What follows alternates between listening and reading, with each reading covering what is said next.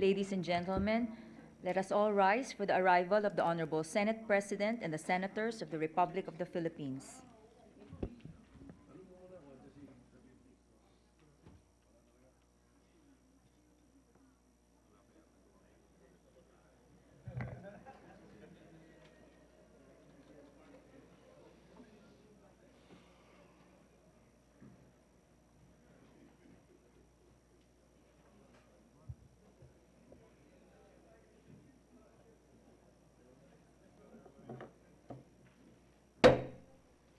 The 32nd session of the Senate in the first regular session of the 18th Congress is hereby called to order. We ask Pastor Joel Villanueva to lead the chamber in prayer on behalf of Senator Richard Gordon. Let us put ourselves in the presence of the Lord. Heavenly Father, we come before you, humbling ourselves, knowing that without you, we can do nothing. Apart from you, we can do nothing. Today, as we open our session, we ask that you bless each and every one of us with your wisdom from heaven and allow us to perform our duties and responsibilities for your glory alone. Bless the entire Senate, bless our kababayans in Mindanao, embrace them with your love, especially those who are in need. And we pray that you give us the wisdom to help them and help our people. We thank you and praise you. Bless everyone here, every family represented here in the Senate. We thank you and praise you. In Jesus' mighty name we pray. Amen. Amen. Thank you. The Secretary may please call the roll. Roll call of members. The Honorable Senators Angara, Binay, Cayetano, De Lima, De La Rosa, Drilon, Gatchalian, Go, Gordon, Ontiveros, Lacson, Lapid, Marcos, Pacquiao, Pangilinan, Pimentel, Poe, Recto, Revilla, Tolentino, Villanueva, Villar, Zubiri, Senate President Soto III. With 19 senators present, the chair declares the presence of a quorum. Majority Leader. Thank you, Mr. President. Mr. President, I also believe that today, unfortunately, he's not yet here, probably upstairs. Today happens to be the 50th anniversary of Senator Richard Gordon with my Ninang Kate Gordon. Wedding anniversary, you mean? Yeah, happy anniversary for them. It's a feat Yes. that you as well had achieved recently, Mr. Thank President. Mr. President, I move that we dispense with the reading of the Journal of the 31st Session, Monday, November 4, and consider the same as approved. Any objection? Hearing none, motion is approved. Before we proceed to the reference of business, Mr. President, we have students here of former Senator Sonny Trillanes, students in the course of Masters in Public Administration in NCPAG UP. I believe they're here with us today. We also have several mayors. We have Mayor Ray Buhisan, LMP President, Misamis Oriental, and together with Mayor Inday Ami Olegario of Ipil, Zamboanga, Sibugay, Mayor Herman Jojo Solante of Tudela, Cebu. We have also Mayor Simon Valdez of Santa Lucia, Ilocos Sur, the guest of Senator Bongo. And we also have Mayor Andy Dangeros, as well as Vice Mayor Walter Marquez, they're from Sablayan, Occidental Mindoro, and Mayor Jojo Solante, as I mentioned earlier, from Tudela, Cebu, Mr. President, are here with us today. We welcome all our visitors and guests to the Senate. Thank you very much. Thank you. Majority Leader. Thank you, Mr. President. May I ask for a minute suspension just to confer with you, Mr. President? Session suspended.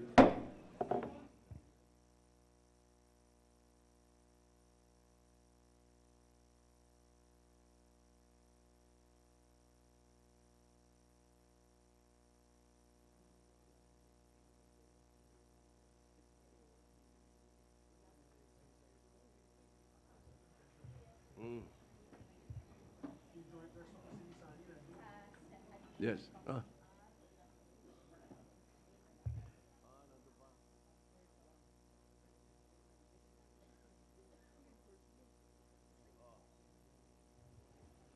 Session resumed. Thank you, Mr. President. While we are waiting additional reference of business, as there are several measures to be taken up today that need the referral of these measures. Mr. President, I move to suspend first the reference of business and proceed with the business of the day. Hearing no objection, we proceed with the business of the day, and we will defer the reference of business for a later time. Mr. President, may I be allowed to avail of the privilege hour, Mr. President? Yes, the majority leader is given the floor. Thank you, Mr. President. Mr. President, in the course of 2 weeks, 3 powerful earthquakes struck Mindanao. The first one was on October 16, 7:37 p.m., with a 6.3 magnitude, and the epicenter was in Tulunan, Cotabato. The second one was October 29 at 9 a.m. with a 6.6 magnitude epicenter, again in Tulunan, North Cotabato. And the third was last October 31 at 9:15 a.m. with a 6.5 magnitude, and its epicenter in the same municipality as well. The last two, October 29 and October 31, I personally felt when I was in Cagayan de Oro, which actually prompted us to duck, cover, and hold and go out of the house with my children. Over the weekend, Mr. President, as Filipinos all over the nation took time to return to their hometowns and to be with their families and remembering those who passed on to the next life, the death toll from the Mindanao earthquakes rose to up to 22 fatalities, Mr. President. Hundreds more are injured and countless have been left displaced. The province of Cotabato alone sustained over ₱1 billion worth of damage in infrastructure, particularly with our schools in this province, Mr. President. We join our people in mourning their terrible losses, and we join them in rebuilding their lives. But to do so, I must stress the urgency of creating the Department of Disaster Resiliency, for which several bills were already filed. Throughout the past weeks, as Mindanao was struck by 3 powerful earthquakes, we saw once again how insufficient our current disaster risk reduction strategies are. The creation of a Department of Disaster Resilience will better prepare us to face another geographical or natural calamity or catastrophe of this magnitude, as it will lead all disaster response agencies that are presently operating independent of one another. As we can see, there are some videos from TV Patrol and GMA on how strong the earthquakes were. Mr. President, in coming up with the Department of Disaster Resiliency, the department will ensure a more efficient, coordinated, and complete system of disaster management, from risk assessment to emergency response, right down to reintegration, assistance, and rehabilitation. Right now, Mr. President, sa totoo lang, it's a blame game. They're saying if there is a lack of relief goods, kasalanan ng isang department na ito. Kung first responders, kasalanan naman daw ng isa pang opisinang ganito. There's really a blame game now, and nobody's taking responsibility on the response that it should be giving our people on the ground. I must also point out the importance of regularly issuing and updating our national geohazard map. We are an archipelagic nation in an age where the globe is facing rapid ecological decline and therefore rising sea levels and extreme weather changes. We sit on a path of earthquakes and volcanic eruptions. We are extremely vulnerable to natural disasters, and so we are in dire need of a geohazard map, a national geohazard map, the creation of which I filed in Senate Bill number 527 for the National Hazard Mapping Act of 2019.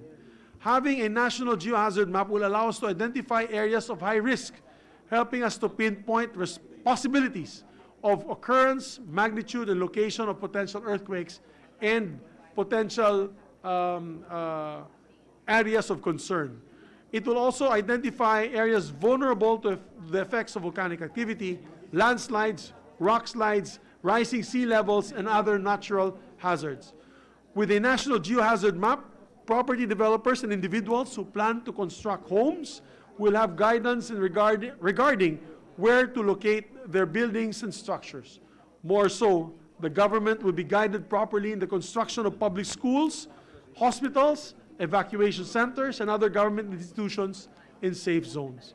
Half the battle in disaster management is knowing what lies ahead, Mr. President. With a national geohazard map, we'll be able to develop better evacuation plans and protect residents in high-risk areas. With a national geohazard map and the Department of Disaster Resilience, hopefully we will not have to rack up the death toll every time a big disaster will hit our shores. We cannot stop these natural calamities, Mr. President, but we can prepare for them, and disaster preparedness and resiliency is our priority. We can minimize losses in terms of human lives and properties. In the United States, Mr. President, they have the Department of Homeland Security, which is tasked on mainly two priorities. One is internal security and protection of the American people. The other is action and reaction and relief and response during calamities and natural effects of natural calamities, Mr. President. Typhoons, cyclones, earthquakes, volcanic eruptions. So let us not wait, Mr. President, for the next one to hit before we take action. With this, I urge our colleagues to see to the immediate passage of these bills and the creation of the Department of Disaster Resilience and the National Geohazard Mapping Act. Thank you, Mr. President. Mr. President, I move that my speech be referred to the Committee on National Defense under Senator Ping Lacson. Mr. President.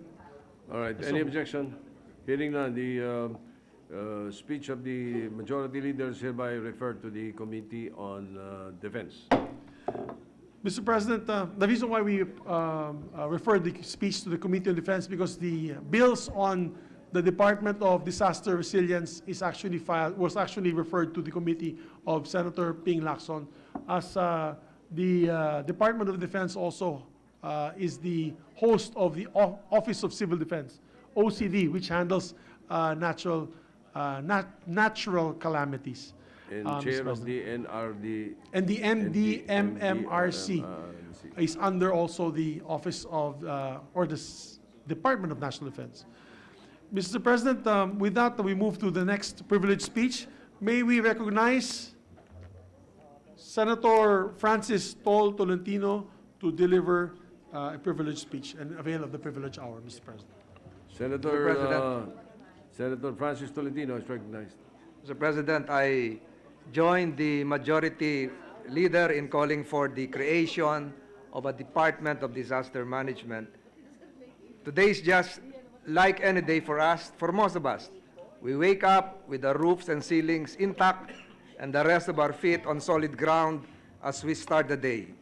Greeting our loved ones, we stepped out with all of our morning scares ahead of us, confident that the earth will not rumble and split open beneath our feet so far. Mr. President, kagaya po ng sinabi ni Senator Mig Subiri, yung sunod-sunod na lindol sa Mindanao, July 19, 5.6 magnitude, October 16, 6.3 magnitude, October 29, 6.6, October 31, 6.5 magnitude. Nakakatakot po lahat ito, subalit mapalad pa ho tayo at ginagabayan tayo ng Panginoon, Mr. President, dahil ang singlakas na lindol na tumama sa Cotabato ay katulad ng magnitude 6 earthquake noong October 24, 2016 na tumama sa Italy kung saan 298 ang namatay. August 3, 2014, ang lindol po sa Yunnan, China, 6.1 magnitude, 615 ang nasawi. February 22, 2011, 6.3 magnitude earthquake sa Christchurch, New Zealand, 185 ang nasawi at 100,000 bahay ang nasira.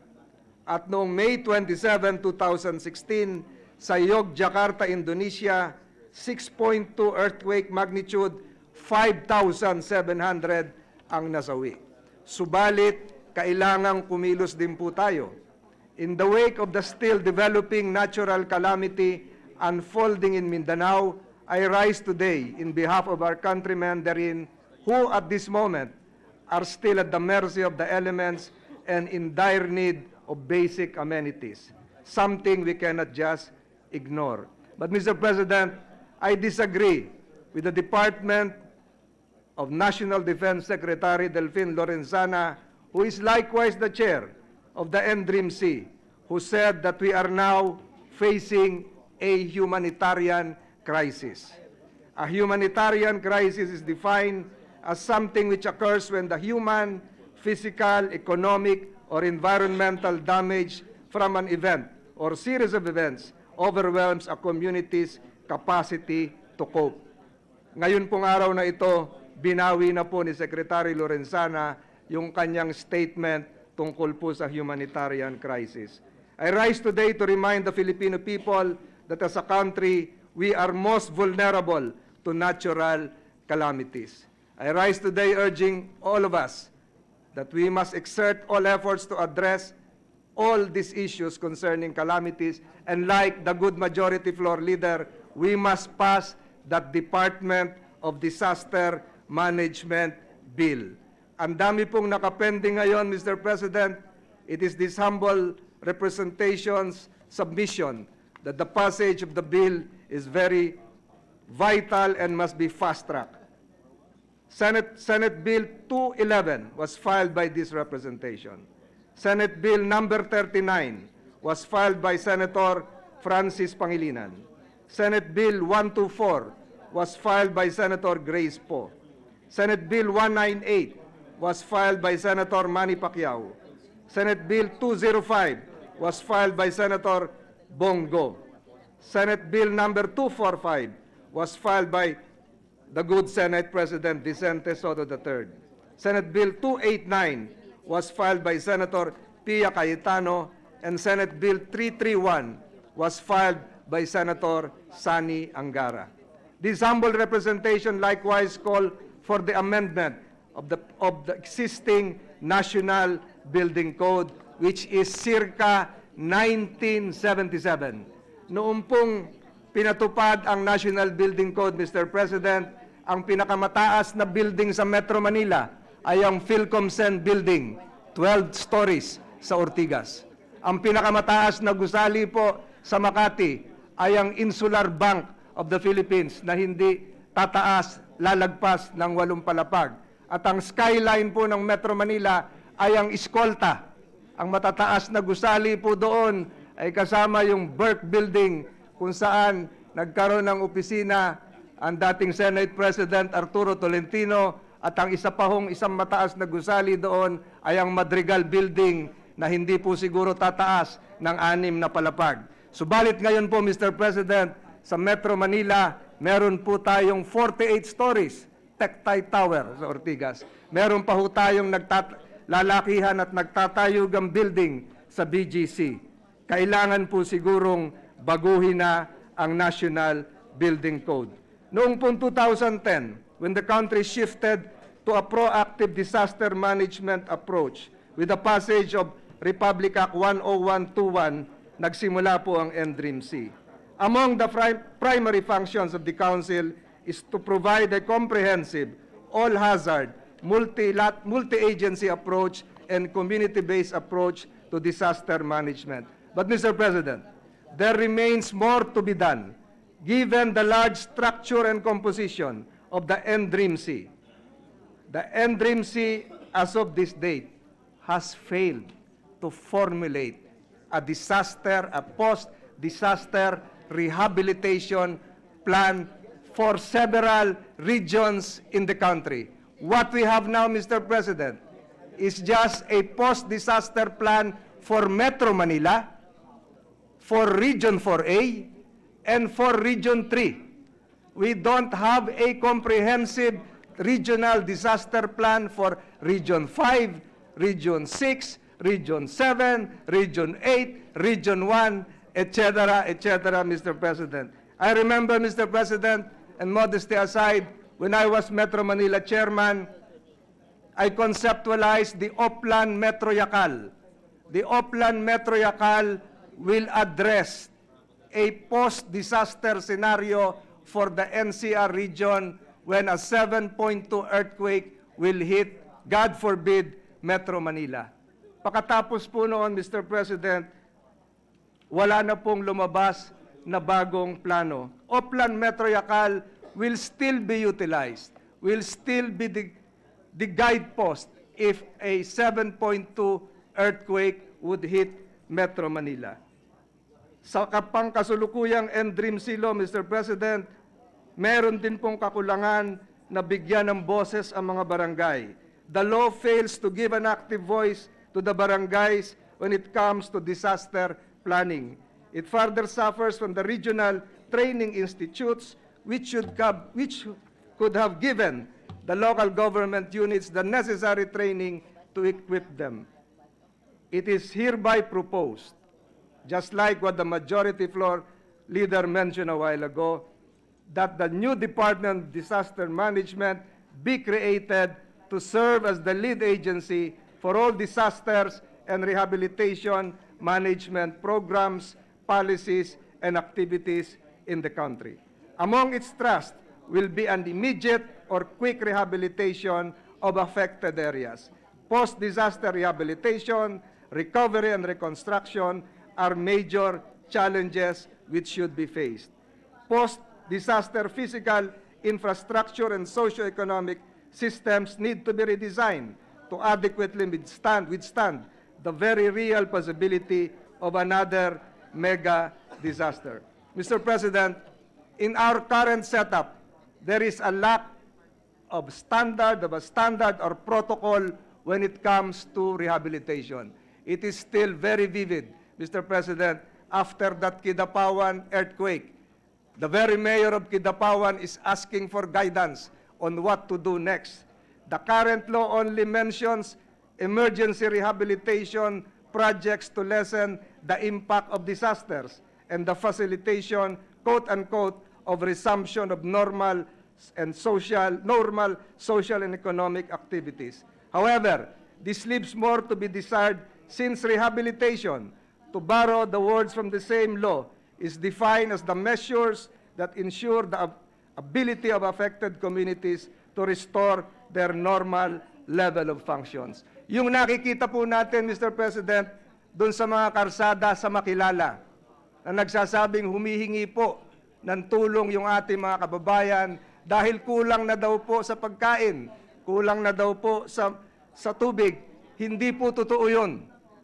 Hindi po totoo, Mr. President, yung nakikita natin na lumalabas sa ilang media sources na meron ng kakulangan.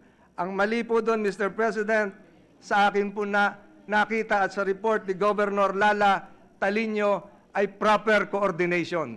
Meron lang pong ilan tayo mga kababayan na hindi po nagpunta sa mga evacuation centers para magparehistro at kumuha ng tama sa mga relief items ng DSWD. The creation of a new department will be akin to that of Pakistan's Earthquake Reconstruction and Rehabilitation Authority, which was established in 2005 as a response to a deadly quake that same year, and Japan's Disaster Management Bureau. It combined all activities pertaining to post-disaster damage assessment, reconstruction, rehabilitation, under one umbrella to provide fast-track and seismically safe reconstruction solutions.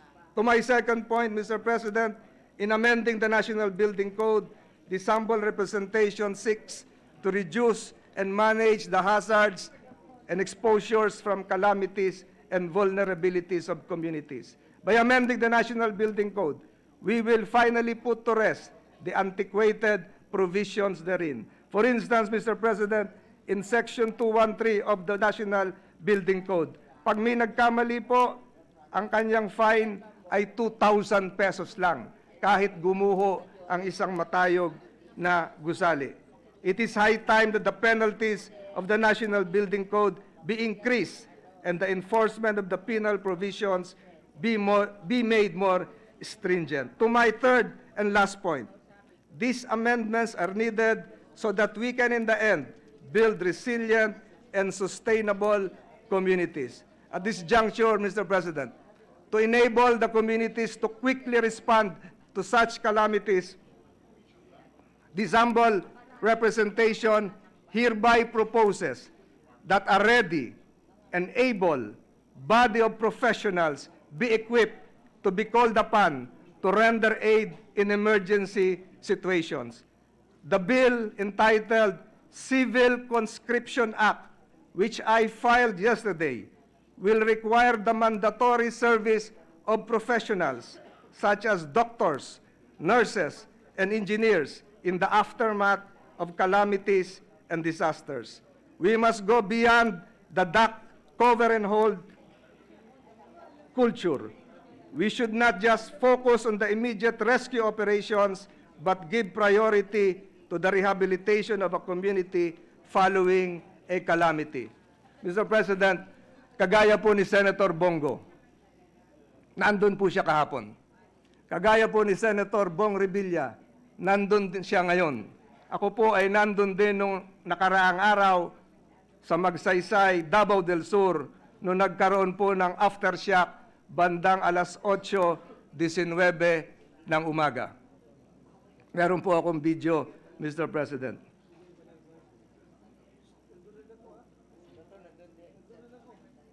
Senator Bato was also there, Mr. President.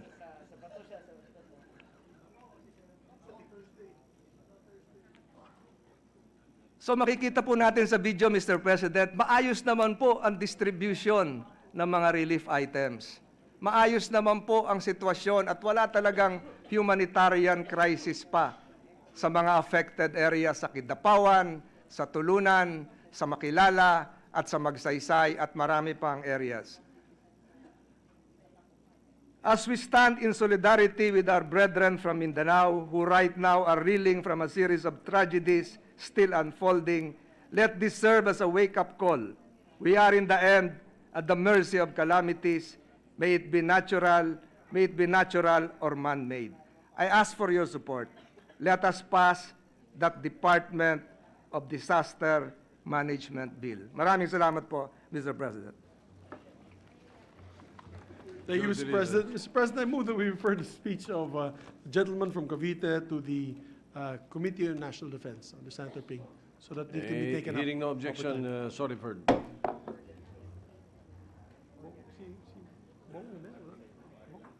Manifest ka, hindi na. Thank you, Mr. President. Mr. President, also another colleague of ours who wished to avail of the privilege hour is the distinguished lady senator, Senator Risa Hontiveros. May we recognize her? Senator Hontiveros recognized.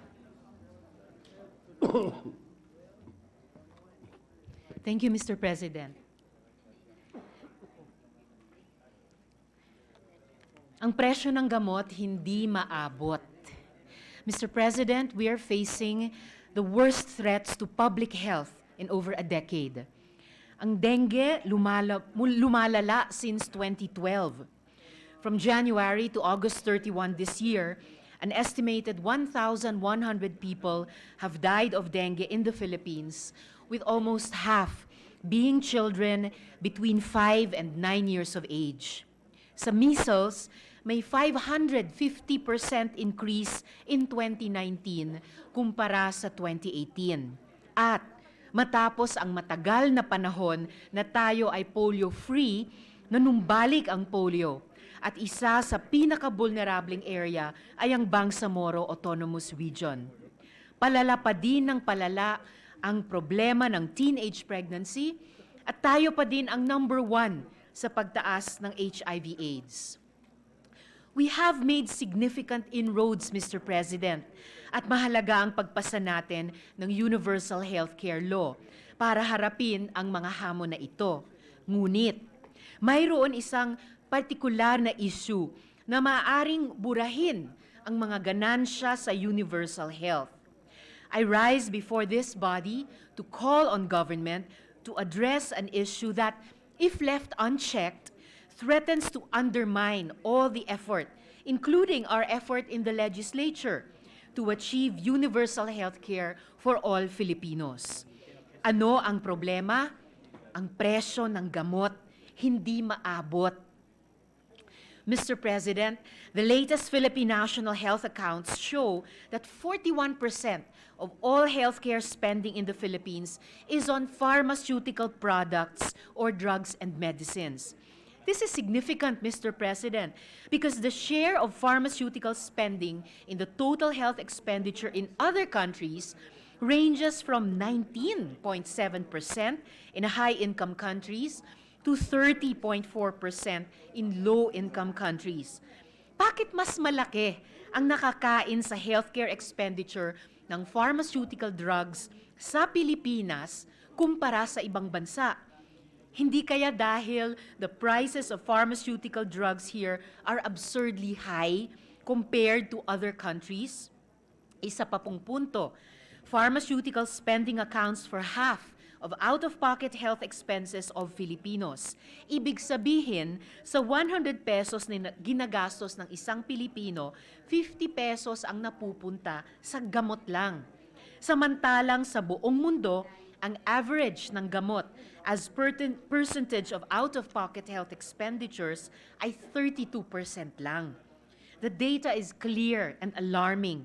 The prices of medicines in the Philippines remain high and out of reach for the majority of Filipinos. A study commissioned by the DOH says that on average, the prices of medicines in the Philippines are still significantly higher than international reference prices o IRP.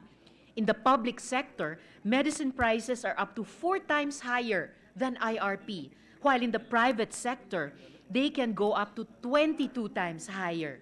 Magkahalo na dito, Mr. President, yung mataas na presyo na pinapataw ng manufacturers sa mga gamot nila at yung napakalaking markup na ini-impose ng pribadong health facilities sa mga gamot na ito. More on the latter point, it was also found that final prices for innovator-branded medicines are 486% higher in the private sector compared to the same drugs sold in public hospitals. I think this is too much. Another aspect of this issue, Mr. President, is the emergence of high-cost medicines which are breakthrough treatments for chronic diseases, orphan diseases, and cancers. These drugs are introduced to Western countries with high prices averaging from $10,000 to even $100,000, and when they're launched here in our country, there are no differences in prices and no considerations for equity and the economic situation of the Philippines. The DOH reports that some cancer drugs and biologics being proposed for inclusion into our national formulary have average treatment costs that are way above the annual average income of Filipino households. Some drugs for cancer even cost close to 2 million pesos per treatment course.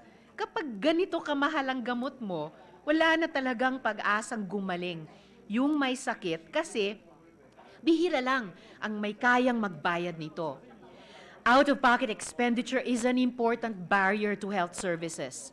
Often, people in the far-flung areas would still not seek consult for their ailments because they know that the considerable cost of the health consult will be shouldered by their savings, by the money that they've set aside for other equally important needs of the family. And yes, this happens even if they are already part of PhilHealth's sponsored program.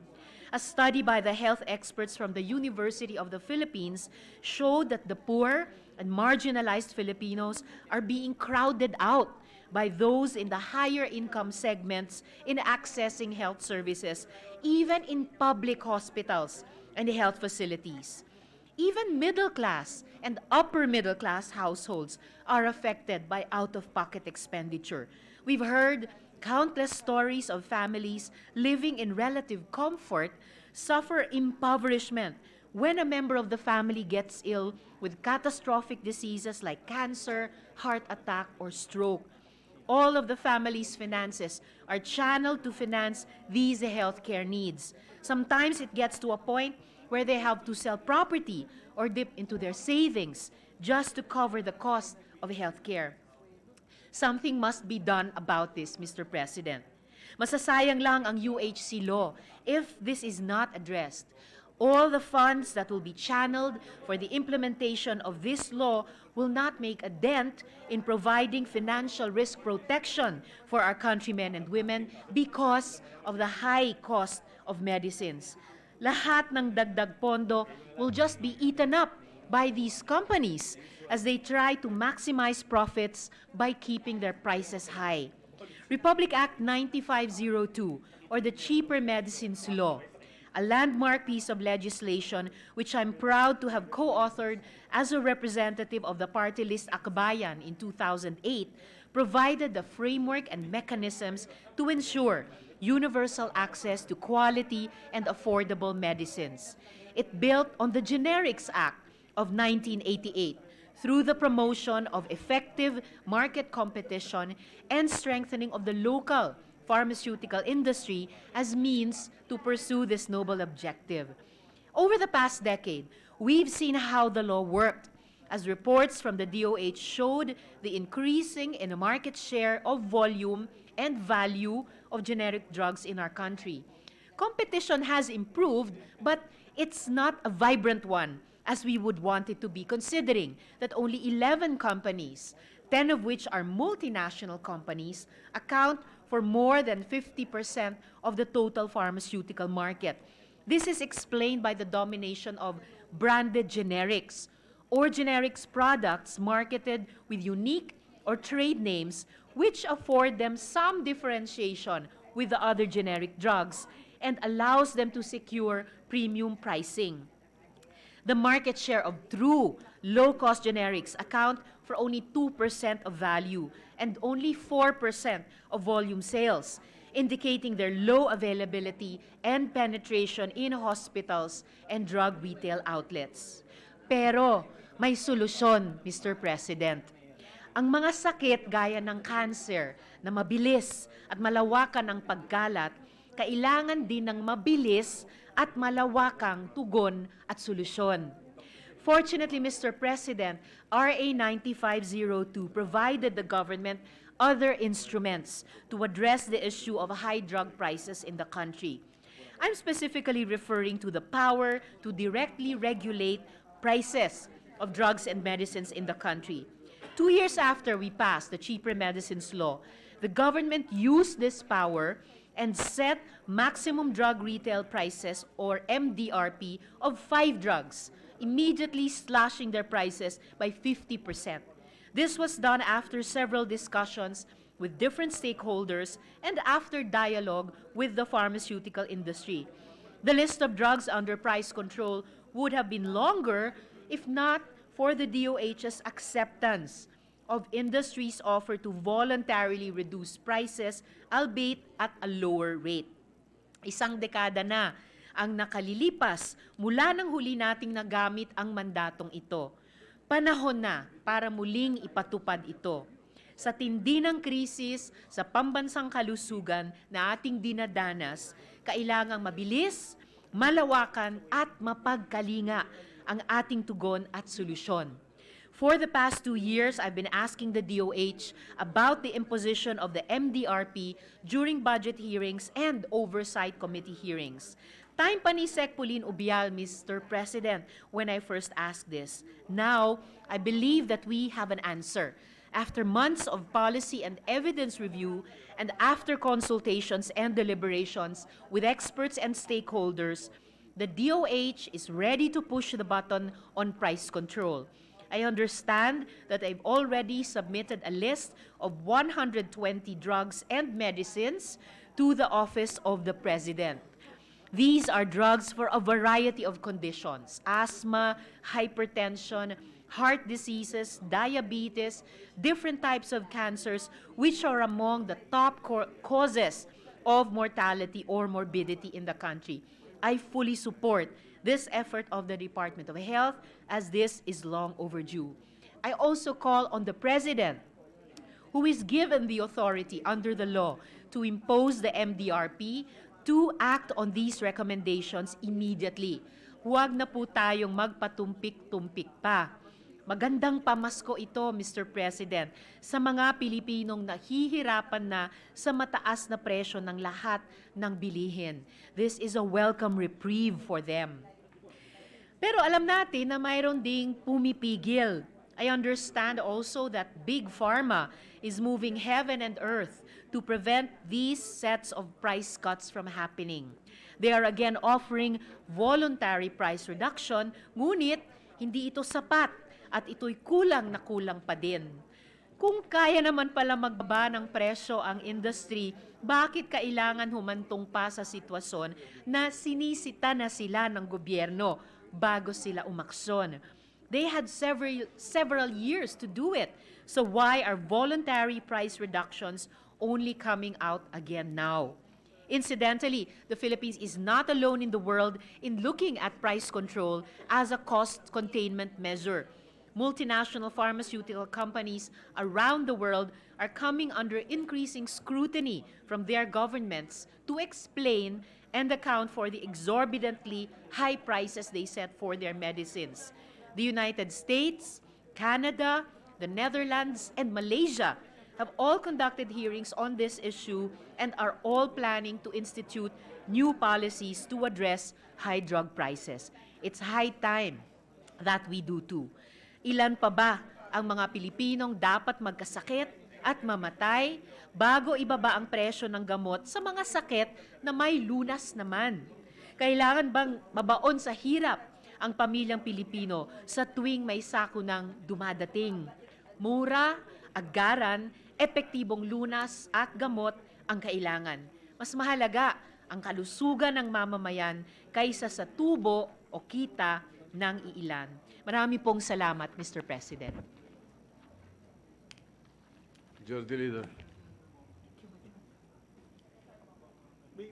Mr. President, may we recognize Senator Christopher Bongo? Senator Bongo is recognized. Mr. President, as chairman of the Committee on Health and Demography and an advocate of universal health care access for all Filipinos, I hereby manifest my support for the initiative to expand the maximum drug retail price, or MDRP, to ensure that our countrymen and women gain easier access to cheaper quality medicines. As I have said before, healthcare is a right, not a commodity. It is our moral duty as public servants and lawmakers to ensure that the health and medical needs of our countrymen are prioritized over the corporate interests of a few, especially when the country's medical inflation rate continues to rise rapidly, even outpacing our national inflation rate. In fact, according to data from the 2018 Medical Trends Around the World report of Mercer Marsh, essential medicines in the Philippines continue to be exorbitantly priced relative to international counterparts. Generic drug prices are also up to 4 times higher than international reference prices. While we, as an enterprising nation, value the benefits of a free market, it is also our responsibility under the Constitution to guarantee that such benefits impact the Filipino people positively. To accomplish this task, we in the government must know when to direct the free market towards more ethical and beneficial social ends. I believe that expanding the MDRP is one of such methods to achieve a greater end, the improvement of quality of life of all Filipinos. We already enacted a law in 2008, the Cheaper Medicines Act. The law allows the President to impose maximum retail prices on drugs and medicines. With this said, I will suggest to President Rodrigo Roa Duterte for the inclusion of all essential medicines in the proposed list of expanded MDRP for its immediate release to complement the Universal Health Care or the UHC law. We have no time to waste. As we speak, millions of our fellow Filipinos are suffering from medical and health concerns, in dire need of our support and assistance. We must listen to them. We must not fail them. We must make haste in ensuring that this proposal gets implemented as soon as possible. Thank you very much. Thank you, Mr. President, and to the good chair of the Senate Committee on Health. Mr. President, before we refer the speech of the lady senator to the Committee on Health and Demography, I completely agree with her intervention and her assessment of our health sector. And I also agree with Senator Bongo in this issue on high-priced medicines.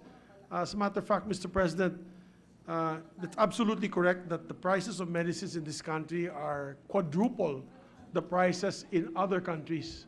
Thailand, Indonesia, even in India, most especially in India, the prices are 1/4 the price of what our people are paying.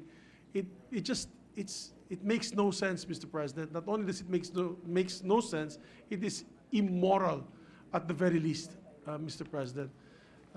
My brother last week had a quadruple bypass at 56, and the bill is on the millions of pesos. Buti na lang, he has an international insurance that will cover for the expenses. But not everybody has that type of insurance. We have to live with PhilHealth. Many of our compatriots, our kababayans, have to live with PhilHealth, which will only cover maybe 30 to 40,000 pesos of the bill. So if you have to have a bypass, you have to have chemotherapy, you have to have specialized medication for problems on your liver, kidney, it will cost, the cost can run to the millions of pesos because the medication alone will cost millions of pesos, Mr. President. Kawawang-kawawa po ang ating mga kababayan. And I actually filed a bit of a controversial measure because when I filed it, many pharmaceuticals started calling me to meet with me, pharmaceutical companies.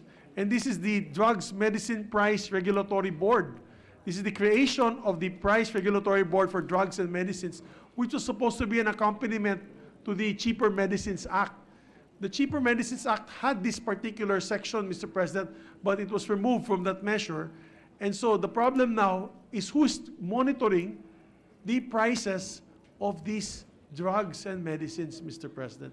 Kawawang-kawawa po talaga tayo, ang ating mga kababayan, ng ating lipunan, Mr. President. So I fully support it, 100% from the majority floor leader, Mr. President. With that, I move that Mr. we... President, Before we act on any motion, we would like to recognize Senator Pia Cayetano. Thank you, Mr. President. Just a very quick intervention. I'd just like to commend our colleague, Senator Risa Intiveros, for her very enlightening, privileged speech. And I also throw in my full support for the concerns that she has raised. I was a co-sponsor of the Cheaper Medicine Law, and for the information of the Majority Floor Leader and our colleagues, I remember specifically that debate on the inclusion of the Drug Regulatory Board, and the final reason, at least on my end, for supporting the non-inclusion was because we did not want the pharmaceuticals to be lobbying with all these people. We wanted the president, if I'm not mistaken, it's the DOH secretary who will report directly to the president. We wanted that authority and burden to be on the secretary and not have to deal with all these members of a regulatory board who would be subject of their lobbies. But on that note, there are pros and cons to any system, and I personally am very much open to reassessing what is the most effective way of addressing the high-priced drugs. And one last point I'd like to raise is, you will notice many of our kababayans save perhaps for PGH or Vicente Soto Medical Center in Cebu, will always opt to go to a private hospital, save for a few, and I just mentioned those two, because they always have the perception, and there are times that they're really correct, that there are better facilities, there are better doctors, and so they'll end up paying more, and as Senator Risa pointed out, 4 times more for the same kind of medicine. It's a burden they're willing to pay because they believe that they're getting better service. So it's also a challenge to our government hospitals and to us as lawmakers to help improve the facilities so that the delivery of public health can be better, and there's equal trust whether a hospital is public or private. On that note, I will use this opportunity to call on our colleagues to support the job of your chair of the Ways and Means to provide more support for universal health care. Thank you, Mr. President. Thank you very much, All Mr. right. President. Majority Leader, what was the motion? Yes, Mr. President, I move that we refer the speech of the lady senator to the Committee on Health and Demography, Mr. President. And the succeeding Yes, interpolations or interventions? manifestations by To the Committee Senator on- Go, myself, and Senator Pia Cayetano. To the Committee on Health. That's correct. Any objection? Hearing none, motion is approved. Thank you, Mr. President. Mr. President, for the information of our colleagues, we have a number of resolutions to be sponsored, or committee bills, or Senate bills rather, committee reports to be sponsored, but they're still not they've still not have been referred to the, or they have not been transferred to the calendar of the business calendar for special orders. So that needs to be done by approving or pushing for the reference of business. But before that, Mr. President, we'd like to adopt a resolution. So with the permission of the body, Mr. President, I move that we consider proposed Senate Resolution number 159. I so move, Mr. President. Any objection? Hearing none, Resolution 159's consideration is in order. Mr. President, this is it's a simple resolution, but authored by our distinguished colleague, Senator Coco Pimentel. May I ask the Secretary to read the title of the measure, Mr. President? The Secretary will read the title of the measure without prejudice to inserting into the records the text of the said resolution. Resolution expressing the sense of the Senate in recognizing the unwavering and steadfast friendship between the Republic of the Philippines and the Republic of Korea, and commemorating the 70th anniversary of our robust bilateral relations. Mr. President, may we recognize the sponsor, Senator Coco Pimentel. The Chairman of the Committee on Foreign Relations, Senator Coco Pimentel, is recognized. Thank you, Mr. President.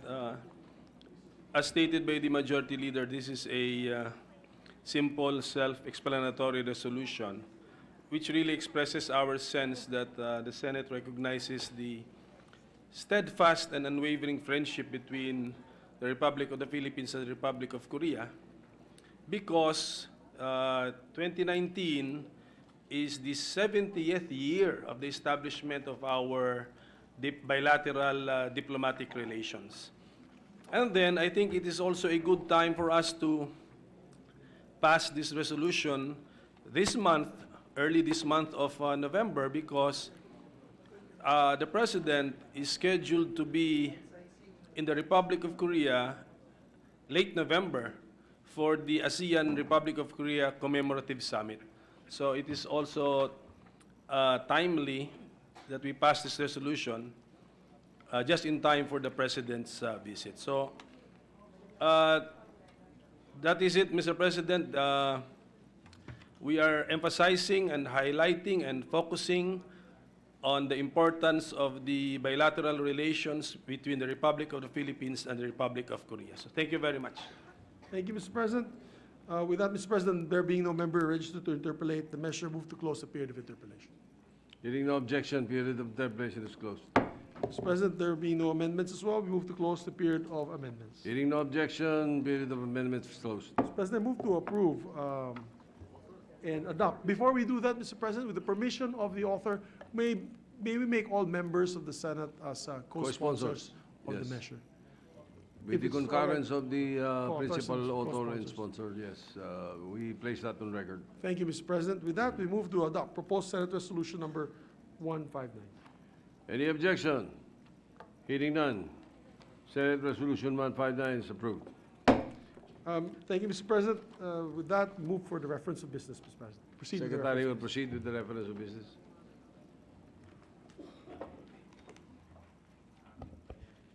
Reference of business, bills on first reading. Senate Number 1099, an act strengthening the government's efforts towards the treatment and rehabilitation of drug dependents or people who use drugs, PWUDs, by establishing drug abuse treatment and rehabilitation centers in every province and city in the country, appropriating funds therefore and for other purposes, introduced by Senator Villar. To the Committees on Public Order and Dangerous Drugs, Health, and Finance. Senate Number 1100, an act transferring the control and supervision of the provincial and sub-provincial jails to the Bureau of Jail Management and Penology, amending for the purpose certain provisions of Republic Act Number 6975, otherwise known as the Department of Interior and Local Government Act of 1990, as amended, and for other purposes, introduced by Senator De La Rosa. Referred to the Committees on Public Order and Dangerous Drugs and Local Government. Senate Number 1101, an act upgrading the rank classification structure of the uniformed members of the Bureau of Fire Protection and the Bureau of Jail Management and Penology organization, amending for the purpose certain provisions of Republic Act Number 6975 as amended by Republic Act Number 8551 and Republic Act Number 9263, and for other purposes, introduced by Senator De La Rosa. Referred to the Committees on Public Order, Civil Service, and Finance. Senate Number 1102, an act institutionalizing the Filipino First policy in the government procurement system, amending for the purpose Republic Act Number 9184, otherwise known as the Government Procurement Reform Act, and for other purposes, introduced by Senator Tolentino. To the Committee on Finance. Senate Number 1103, entitled An Act Increasing the Bed Capacity of the Cagayan Valley Medical Center in Tuguegarao City, Province of Cagayan, from 500 to 1,000 beds and appropriating funds therefore, introduced by Senator Marcos. To the Committee on Finance and Health and Finance. Senate Number 1104, an act providing for early voting for qualified senior citizens and persons with disabilities in all elections, introduced by Senator Marcos. To the Committee on Electoral Reforms and Finance. Senate Number 1105, an act extending the term of office of barangay officials and members of the Sangguniang Kabataan, amending Republic Act Number 7160, otherwise known as the Local Government Code of 1991, and for other purposes, introduced by Senator Marcos. To the Committees on Local Government and Electoral Reforms. Senate Number 1106, an act strengthening the independence of the Commission on Elections, amending for the purpose pertinent provisions of Batas Pambansa 881, otherwise known as the Omnibus Election Code, as amended, providing funds therefore, and for other purposes, introduced by Senator Marcos. To the Committees on Electoral Reforms and Finance. Senate Number 1107, an act urging the planning, evaluation, and promotion of pineapples for international export, establishing the Pineapple Export Development Council, and providing funds therefore, introduced by Senator Marcos. To the Committees on Agriculture, Trade, and Finance. Senate Number 1108, an act increasing the bed capacity of the Vicente Soto Memorial Medical Center of the province of Cebu from 1,200 to 1,500 beds and appropriating funds therefore, introduced by Senator Marcos. Approved. Referred to the Committees on Health and Finance. Senate Number 1109, an act providing mandatory airtime from television and radio stations to enable the government to inform the public, safeguarding the people's right to information, and for other purposes, introduced by Senator Marcos. To the Committees on Public Information and Public Services. Senate Number 1110, entitled An Act Amending Republic Act Number 8178, or the Agricultural Classification Act of 1996, as amended, introduced by Senator Marcos. To the Committees on Agriculture and Ways and Means. Senator Tiveros was asking why I was approving right away a bill. It's a bill increasing the bed capacity of Vicente Soto Memorial Medical Center. That's why I said approved. You may continue. Senate Number 1111, entitled An Act Extending the Validity of the License to Own and Possess, Permit to Carry Outside of Residence or Place of Business and Registration of Firearms, amending for the purpose Sections 4, 7, and 19 of Republic Act Number 10591, otherwise known as the Comprehensive Firearms and Ammunition Regulation Act, and for other purposes, introduced by Senator Marcos. To the Committee on Public Order. Senate Number 1112, entitled An Act to Establish the Philippine Coast Guard Academy, allocating funds therefore, and for other purposes, introduced by Senator Marcos. To the Committees on Public Services, National Defense, Peace, and Finance. I think it's merged already, yes. And Finance. Senate Number 1113, an act amending Republic Act Number 8762, otherwise known as the Retail Trade Liberalization Act, and for other purposes, introduced by Senator Marcos. To the Committee on Trade.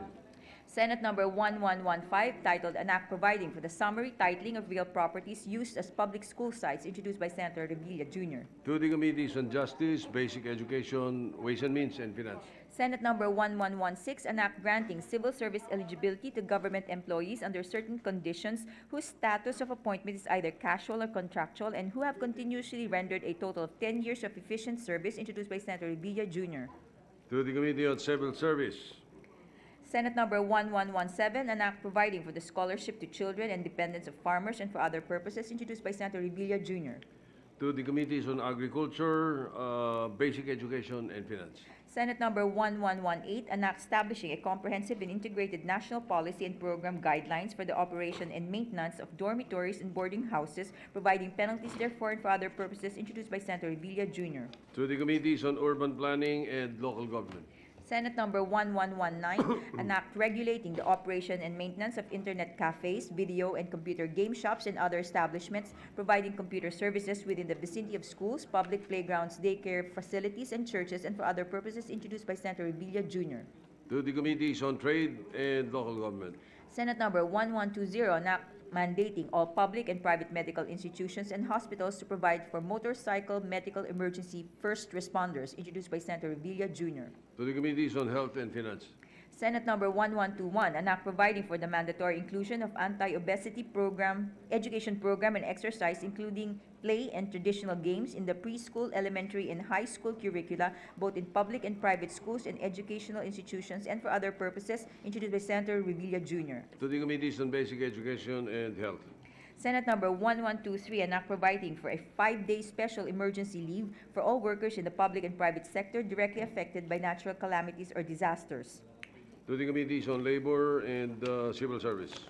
Senate Number 1124, an act amending Sections 443, 454, and 463 of Republic Act Number 7160, otherwise known as the Local Government Code of 1991, introduced by Senator Binay. To the Committees on Local Government and Tourism.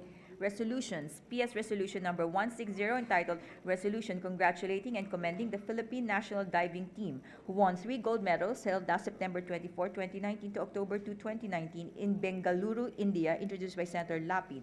Referred to the Committee on Rules. PS Resolution Number 161, resolution directing the appropriate Senate committee to conduct an inquiry in aid of legislation on the programs and plans of the government in relation to the attacks on 2 major oil facilities in Saudi Arabia, introduced by Senator Marcos. To the Committee on Energy. PS Resolution Number 162, a resolution directing the Senate Committee on Energy to conduct an inquiry in aid of legislation on the status of the Department of Energy's nuclear energy program, implementing organization, including its recommendation for the country to embark on a nuclear power program, introduced by Senator Gatchalian. To the Committees on Energy and Science and Technology. PS Resolution Number 163, resolution congratulating and commending gymnast Carlos Edriel Yulo for winning the gold medal for the men's floor exercises during the 2019 World Artistic Gymnastics Championships held last October 12, 2019 in Stuttgart, Germany, introduced by Senator Lapid. To the Committee on Rules. PS Resolution Number 164, resolution congratulating and commending Ms. Luis Mabulo for being awarded as one of the United Nations Young Champion of the Earth 2019, introduced by Senator Revilla Jr. To the Committee on Rules. PS Resolution Number 165, resolution congratulating and commending the La Salle Filipiniana Dance Company and the Cavite Institute Marilag Folk Dance Troupe of Silang for winning in the International Dance Organization World Folklore Festival 2019 in South Korea, introduced by Senator Revilla Jr. To the Committee on Rules. PS Resolution Number 166, resolution congratulating and commending Filipino athletes who won and captured medals in international sporting competitions for the exemplary contribution to Philippine sports history, introduced by Senator Go. To the Committee on Rules. PS Resolution Number 167, resolution congratulating and commending Carlos Edriel Yulo and Nesty Petesio for winning gold medals in the Artistic Gymnastics World Championship and the World Boxing Championship, respectively, introduced by Senator De Lima. To the Committee on Rules. PS Resolution Number 169, resolution directing the appropriate Senate committee to conduct an inquiry in aid of legislation into the drastic escalation in the number of pregnancies among teenagers, with the end view of reviewing the status of implementation of Republic Act Number 10354, otherwise known as Responsible Parenthood and Reproductive Health Act of 2012, and intensifying public awareness of the myriad negative effects of teenage pregnancy in the country, introduced by Senator De Lima. To the Committees on Women and Health. PS Resolution Number 170, resolution directing the proper Senate committee to conduct an inquiry in aid of legislation on the continuing attacks and killings of lawyers, prosecutors, and judges, and to direct the government to exert and exhaust all efforts to stop and investigate these unresolved extrajudicial killings, introduced by Senator De Lima. To the Committees on Public Order and Justice. PS Resolution Number 171, resolution congratulating and commending boxing champion Nesty Petesio for bagging the gold medal in the featherweight division of the 2019 IBA Women's World Boxing Championships held in last October 13, 2019 in Ulan-Ude, Russia, introduced by Senator Lapid. To the Committee on Rules. PS Resolution number 172, resolution commending and congratulating pole vaulter Ernest John Obiena for winning in a tournament held in Chiara, Italy, introduced by Senator Pacquiao. To the Committee on Rules. PS Resolution number 173, a resolution commending and congratulating Pinoy boxer Yumir Marshall for winning the silver medal in the 2019 IBU World Boxing Championships held in Yekaterinburg, Russia, introduced by Senator Pacquiao. To the Committee on Rules. PS Resolution number 174, resolution commending and congratulating Carlos Yulo for bagging the country's first gold medal in the World Artistic Gymnastics Championships in Germany, introduced by Senator Pacquiao. To the Committee on Rules. PS Resolution 175, resolution commending and congratulating Nesty Petesio for winning the gold medal in the 2019 IBO Women's World Boxing World Championships in Ulan-Ude, Russia, introduced by Senator Pacquiao. To the Committee on Rules. PS Resolution number 176, resolution recognizing and commending Carlos Edriel Yulo for winning the first Philippine gold medal at the 49th Federation International de Artistic Gymnastics World Championships in Stuttgart, Germany, last October 12, 2019, introduced by Senator Angara. To the Committee on Rules. PS Resolution number 177, resolution congratulating and commending Filipina boxer Nesty Alcaide Petesio for winning the gold medal in the 2019 IBO Women's World Boxing Championships held in Ulan-Ude, Russia, introduced by Senator Angara. To the Committee on Rules. PS Resolution number 178, resolution congratulating and commending Carlos Edriel Yulo for winning the gold medal for the men's floor exercises at the 49th FIG Artistic Gymnastics World Championship in Stuttgart, Germany, introduced by Senator Revilla Jr. To the Committee on Rules. PS Resolution number 179, resolution congratulating and commending Nesty Alcaide Petesio for winning the gold medal in the 2019 IBO Women's World Boxing Championship held in Ulan-Ude, Russia, introduced by Senator Revilla Jr. To the Committee on Rules.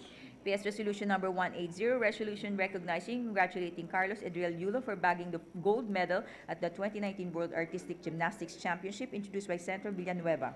To the Committee on Rules. PS Resolution number 181, resolution recognizing and congratulating Nesty Petesio for being the featherweight division champion in the 2019 IBO Women's World Boxing Championship, introduced by Senator Villanueva. To the Committee on Rules.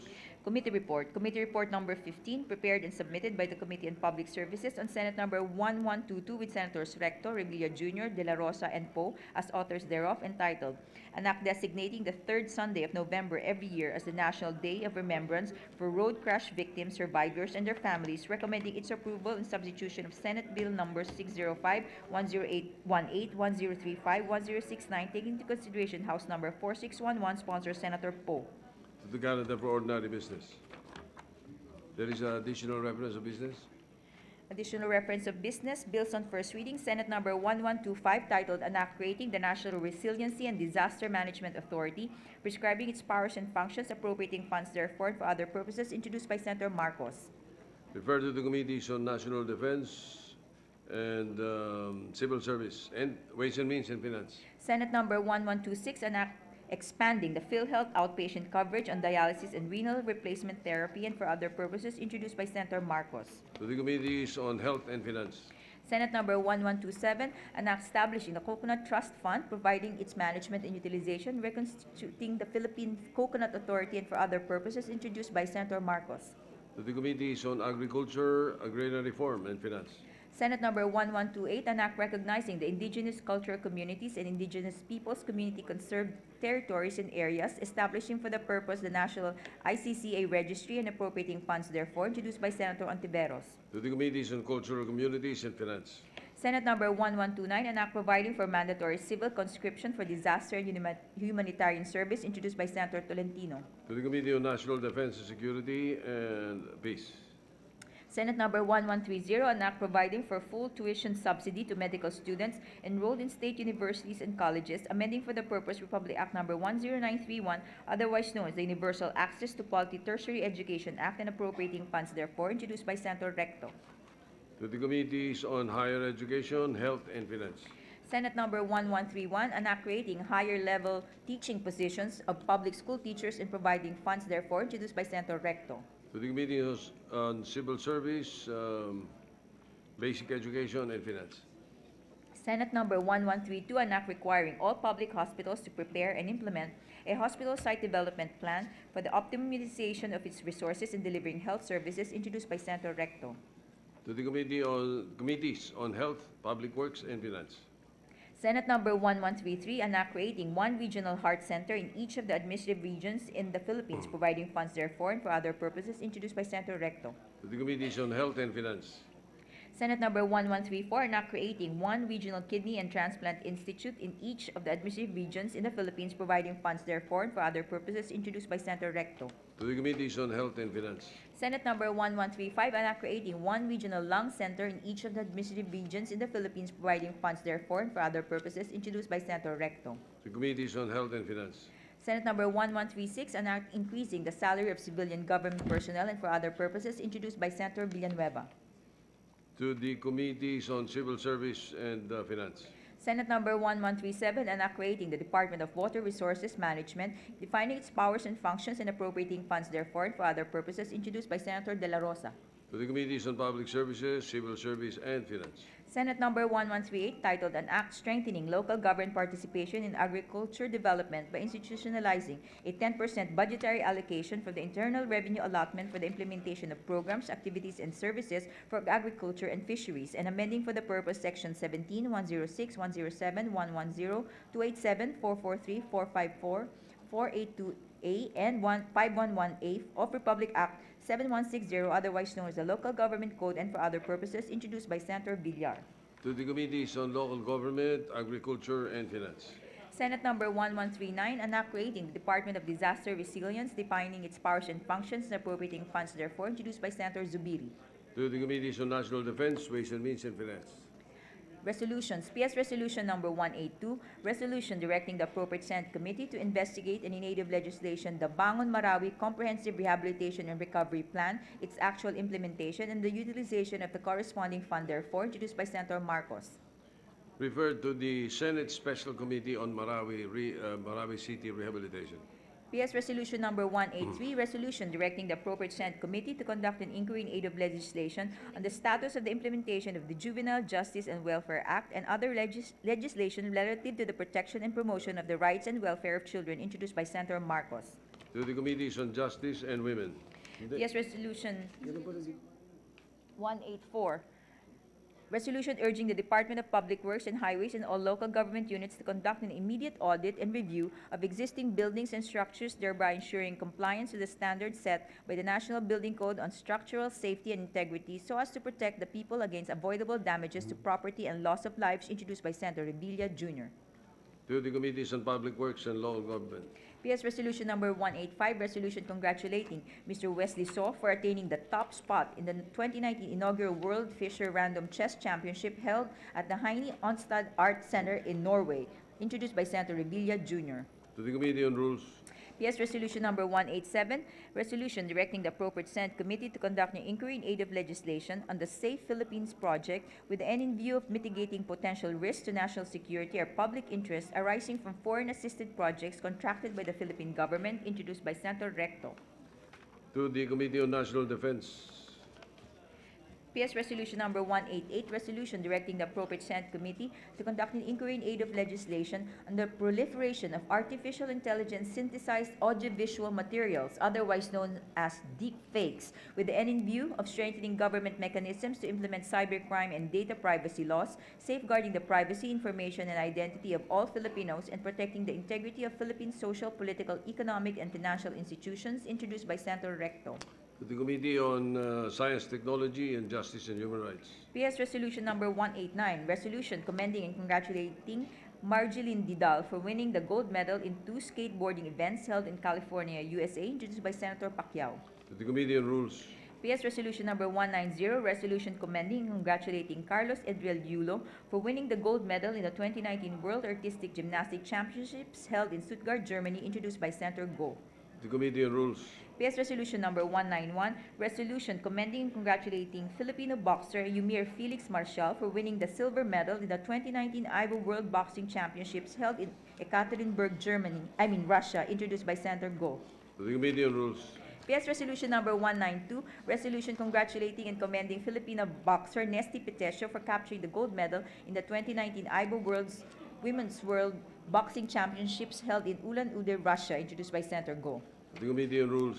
PS Resolution Number 193, resolution commending and congratulating Filipino weightlifter Heidelin Diaz for capturing medals in the 55-kilogram women's division of the 2019 IWF World Championships and the 2019 Asian Weightlifting Championships, introduced by Senator Go. To the Committee on Rules. PS Resolution Number 194, resolution congratulating and commending pole vaulter star Ernest John Obiena for successfully winning the gold medal in the 23rd Asian Athletics Championships and the 30th Summer Universiade 2019, introduced by Senator Go. To the Committee on Rules. PS Resolution Number 195, resolution calling for stricter implementation of the provisions of Republic Act Number 10611, otherwise known as the Food Safety Act of 2013, to ensure that human health is protected and market access of locally produced foods and food products is facilitated, introduced by Senator Revilla Jr. To the Committees on Health and Trade. PS Resolution Number 196, resolution commending Jose Saguban for winning the main award for the top 20 best cacao beans in the world at the 2019 International Cacao Awards held at Salon du Chocolat in Paris, France, introduced by Senator Binay. To the Committee on Rules. PS Resolution Number 197, resolution establishing the Senate Institute of Legislative Studies and Training Center to be known as the Senate Institute for the Continuing Education, Studies, Research, and Training Programs for the members of the Senate, its officers and staff, and for other purposes, introduced by Senator Pimentel III. To the Committees on Accounts and Finance. Committee Report Number 16, prepared and submitted by the Committee on Finance on Senate Joint Resolution Number 9 with Senators Marcos and Angara as authors thereof, entitled Joint Resolution Extending the Availability of the 2019 Appropriations for Maintenance and Other Operating Expenses and Capital Outlays to December 31, 2020, amending for the purpose Section 65 of the General Appropriations Act of Fiscal Year 2019, recommending its approval in substitution of Joint Senate Resolution Number 6 and 7, sponsor Senator Angara. To the calendar for ordinary business. Majority Leader. There is a second additional reference to business. You may proceed. Second additional reference of business, message from the House of Representatives. Letter from the House of Representatives informing the Senate that on 4 November 2019, it passed House Number 4933 entitled An Act Postponing the May 2020 Barangay and Sangguniang Kabataan Elections, amending for the purpose Republic Act Number 9164 as amended by Republic Act Number 9340, Republic Act Number 10632, and Republic Act Number 10656, Republic Act Number 10923, and Republic Act Number 10952, and for other purposes, in which it requests the concurrence of the Senate. To the Committee on Rules. Committee Report Number 17, submitted jointly by the Committees on Justice and Human Rights, Constitutional Amendments and Revision of Codes, and Accountability Public Officers Investigation on PS Resolution Number 106, introduced by Senator Drilon, entitled Resolution Directing the Committee on Justice and Human Rights to conduct an inquiry in aid of legislation into reported eligibility of Antonio Sanchez for an early release from prison with the end view of ensuring the proper implementation of and enacting remedial legislation to Republic Act Number 10592, PS Resolution Number 107, introduced by Senator Soto III, entitled Resolution Directing the Senate Committees on Justice and Human Rights, Constitutional Amendments and Revision of Codes, and other appropriate committees to review in aid of legislation and the implementation of Public Act Number 10592 on Good Conduct Time Allowance, GCTA, with the end in view of amending the same in order to ensure that those prisoners who truly deserve the law's benefits shall be granted of the same. PS Resolution Number 108, introduced by Senator Binay, entitled Resolution Directing the appropriate Senate committees to conduct an inquiry in aid of legislation on the implementation of Republic Act Number 10592, particularly the computation of the Good Conduct Allowances, GCTA, of persons deprived of liberty in light of impending release of 11,000 inmates due to the revision of the computation of GCTA and its retroactive application. PS Resolution Number 123, introduced by Senator La Rosa, resolution urging the Department of Justice and Department of Interior and local government to review, amend, and modify the issued implementing rules and regulations of Republic Act Number 0592 to reflect the legislative intent of the Congress with the end in view of upholding partial delivery of justice. The privileged speech on the Good Conduct Time Allowance of Senator Richard J. Gordon, delivered on August 27, 2019, and motu proprio by the Committee on Accountability of Public Officers Investigations, invocation by the Blue Ribbon Committee Chairman of Rule 10, Section 13 of the Senate Rules, that the Blue Ribbon Committee may undertake an investigation on any matter of public interest on its own initiation, motu proprio, recommending its adoption of the recommendations and their immediate implementation, sponsor Senator Gordon. To the calendar for ordinary business. Majority Leader. Thank you, Mr. President. Mr. President, before we take up sponsorships of measures, may we just recognize, for the record, visitors to the gallery headed by Vice Mayor Jess Ronquillo, Councilors Romero, Ceballos, Baladon, Hagonya, Demesilio, Corvera, Macadin, and Barangay Captain Dumagat from Prosperidad, our neighbors in Prosperidad, Agusan del Sur. We also have with us from Sablayan, Occidental Mindoro, Mayor Dangeros, Vice Mayor Marquez, Councilors De Vera, and all the other councilors, Mr. President. Mr. President, I move that, with the permission of the body, I move that we transfer from the calendar of ordinary business to the calendar for special orders, Senate Bill number 1122 under Committee Report number 15. I so move. Any objection? Hearing none, so transferred. Mr. President, I move to consider, with the consent of our colleagues, I move to consider this said measure. Any objection? Hearing none, consideration is in order.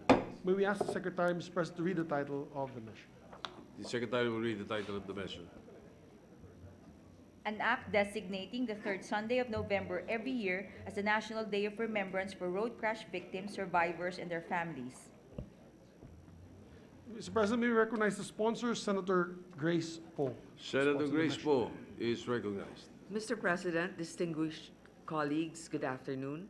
As chairperson of the Committee on Public Services, I stand privileged to sponsor Committee Report number 15, which recommends the approval of Senate Bill number 1122, otherwise known as the National Day of Remembrance for Road Crash Victims, Survivors, and Families Act. Everyone who grew up in the 80s know that car chases and car accidents were a staple of action movies. Kahit si FPJ may mga eksenang ganyan, hahabulin ng bida ang mga goons sa mga kalsada ng Maynila na wala man lang nababanggang sasakyan. At sa huli, lilipad at magpapaikot-ikot ang sasakyan ng mga goons, sabay sasabog ito. Tila makatotohanan dahil wala pang traffic noon. In real life, however, road accidents are neither as high-octane nor as glamorous. By our estimate, around 13 accidents occur every hour in Metro Manila, with each costing between 420,000 pesos to 3.47 million. From 2006 to 2017, more than 100,000 died from vehicular accidents and is considered the top cause of death among the youth aged 15 to 24 years old. Last October 2, we had the chance to hear the story straight from the survivors and families of the victims of road crash. Naroon si Dr. Nuela Manzanida, namatayan ng anak, isang nurse dahil sa di umano'y drunk and drug driver sa C5. Si Ma'am Louie Gola, namatayan ng anak dahil sa isang aksidente sa motorsiklo sa Rizal. Si Karen Graneta, isang nurse survivor ng karambola ng 3 truck sa Nagtahan Bridge noong 2016. Si Celso Taray, 55 years old, isang parking attendant na na-hit and run. Ang mga biktima ng aksidente sa kalsada ay hindi lang nadisgrasya, patuloy pang napeperwisyo.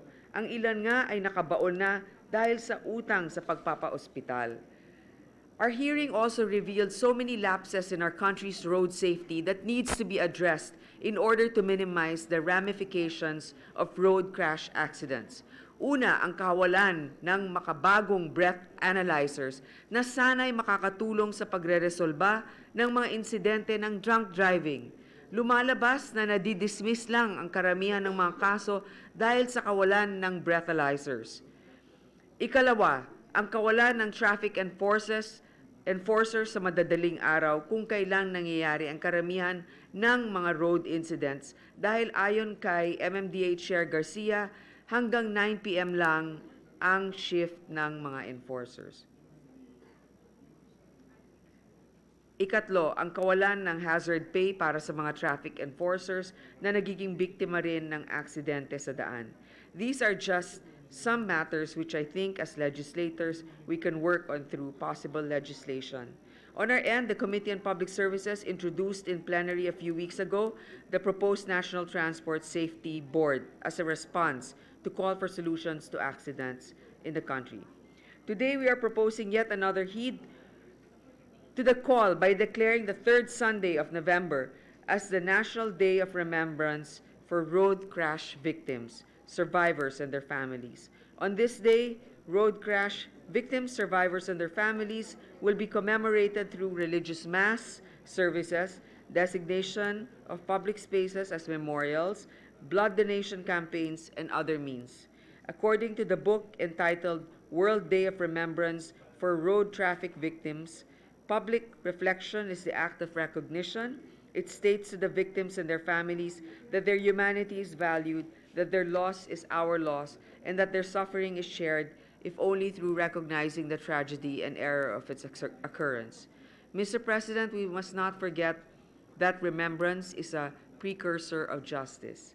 Remembering road crash victims, survivors, and their families will not only prevent them from becoming just another statistic, it will also preserve the call to justice for future generations. It will insulate their tragedy from political amnesia. Maraming salamat po. The President Pro Tem, Senator Ralph Recto, is recognized to co-sponsor the measure. Thank you, Mr. President. Mr. President, 5 days ago, 40 Cagayano farmers clambered aboard a truck at the break of dawn to go to Tugigaraw to claim the corn seeds the DA was giving them for free. By nightfall, 19 of them lay dead after the rented ride plunged into a ravine in Corner Town, Apayao, pinned under the sacks of seeds they will never be able to sow. Their tragedy is no longer an isolated case in a country where road crashes have become a raging national epidemic. Unlike polio, against which there is a vaccine, there is no inoculation against vehicular accidents. The body count is on such a steep rise that a land transport official had recently claimed that motorcycle crashes have broken into the nation's top 10 list of killers by claiming the number 9 spot. Although vehicular accident deaths have not been officially tallied by government statisticians, there is no reason to doubt that motor vehicle accidents have become a major league grim reaper. While stats have yet to bear this out, we already see the spectacle of banged up cars and mangled bodies on our streets fairly regularly.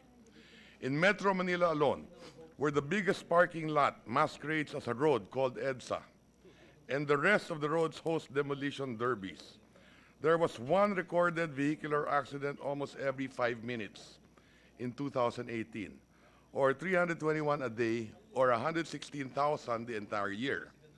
This resulted in 17,891 injuries in 2018, 383 of which were fatal.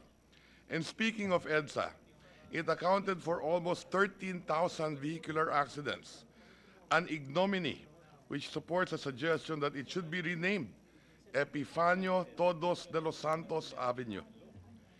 In fact, when this year's road crash data will be released early next year, it will probably include the case of one distinguished rider, the motorcyclist in chief, who thankfully figured in a minor mishap within the Malacanang complex, which is not his first accident entry in his motorcycle diaries, which span decades. But the figures I cited above were just the reported ones. The conventional wisdom is that many accidents go unreported, mutually settled on the spot by the parties who are worried that letting the police intervene will create and cost more problems than the mishap itself. When the injury to the pride is greater than that on the body, the intrepid motorcycle riders of Metro Manila will just dust themselves off.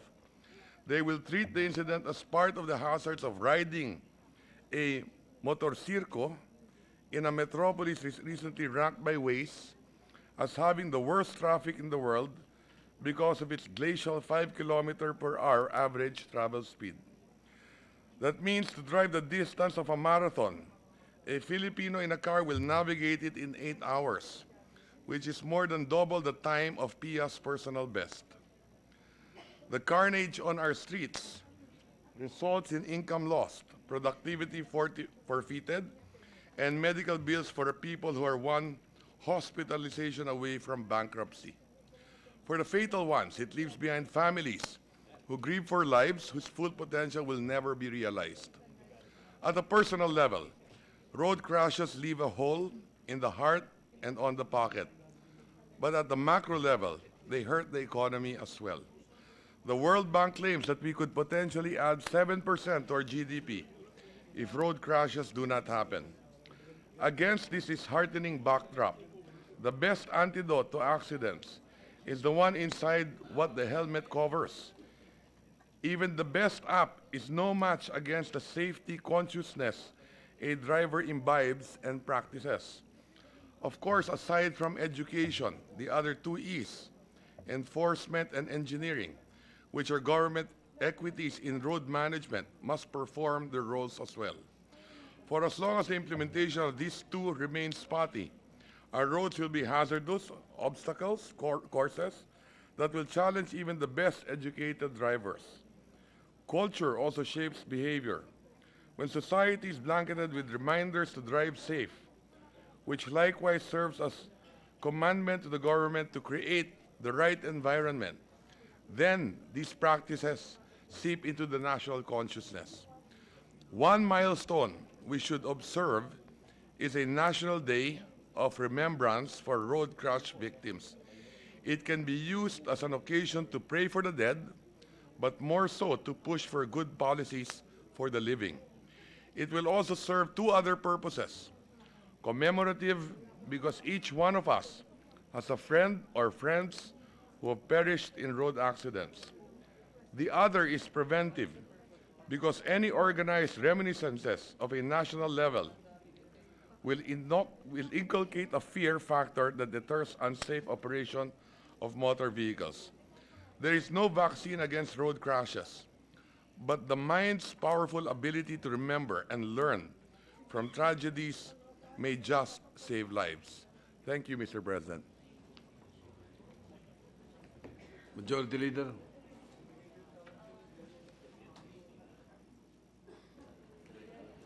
Thank you, Mr. President. Mr. President, for our colleagues to study the measure further, move to suspend consideration of the same. Hearing no objection, consideration measure is suspended. Mr. President, I move that we resume consideration of Senate Bill number 1083. This is the act amending it's an Anti-terrorism Act, I believe. The act amending certain provisions of Republic Act 9372, otherwise known as an act to secure a state and protect our people from terrorism.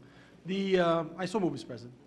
Any objection? Hearing none, consideration is in order. The parliamentary status, we're still in the period of sponsorship. May we recognize Senator Ronald Bato de la Rosa to deliver his sponsorship of the measure. 5:30. Sponsorship speech, Mr. President. Senator De La Rosa is recognized to co-sponsor the measure. Good afternoon, Mr. President and distinguished colleagues. Today, it is my privilege to co-sponsor a bill that will amend a law to ensure protection of all Filipinos from an evil that has caused so much pain and suffering, a destructive force that has no regard for innocent lives, the phenomenon that is terrorism.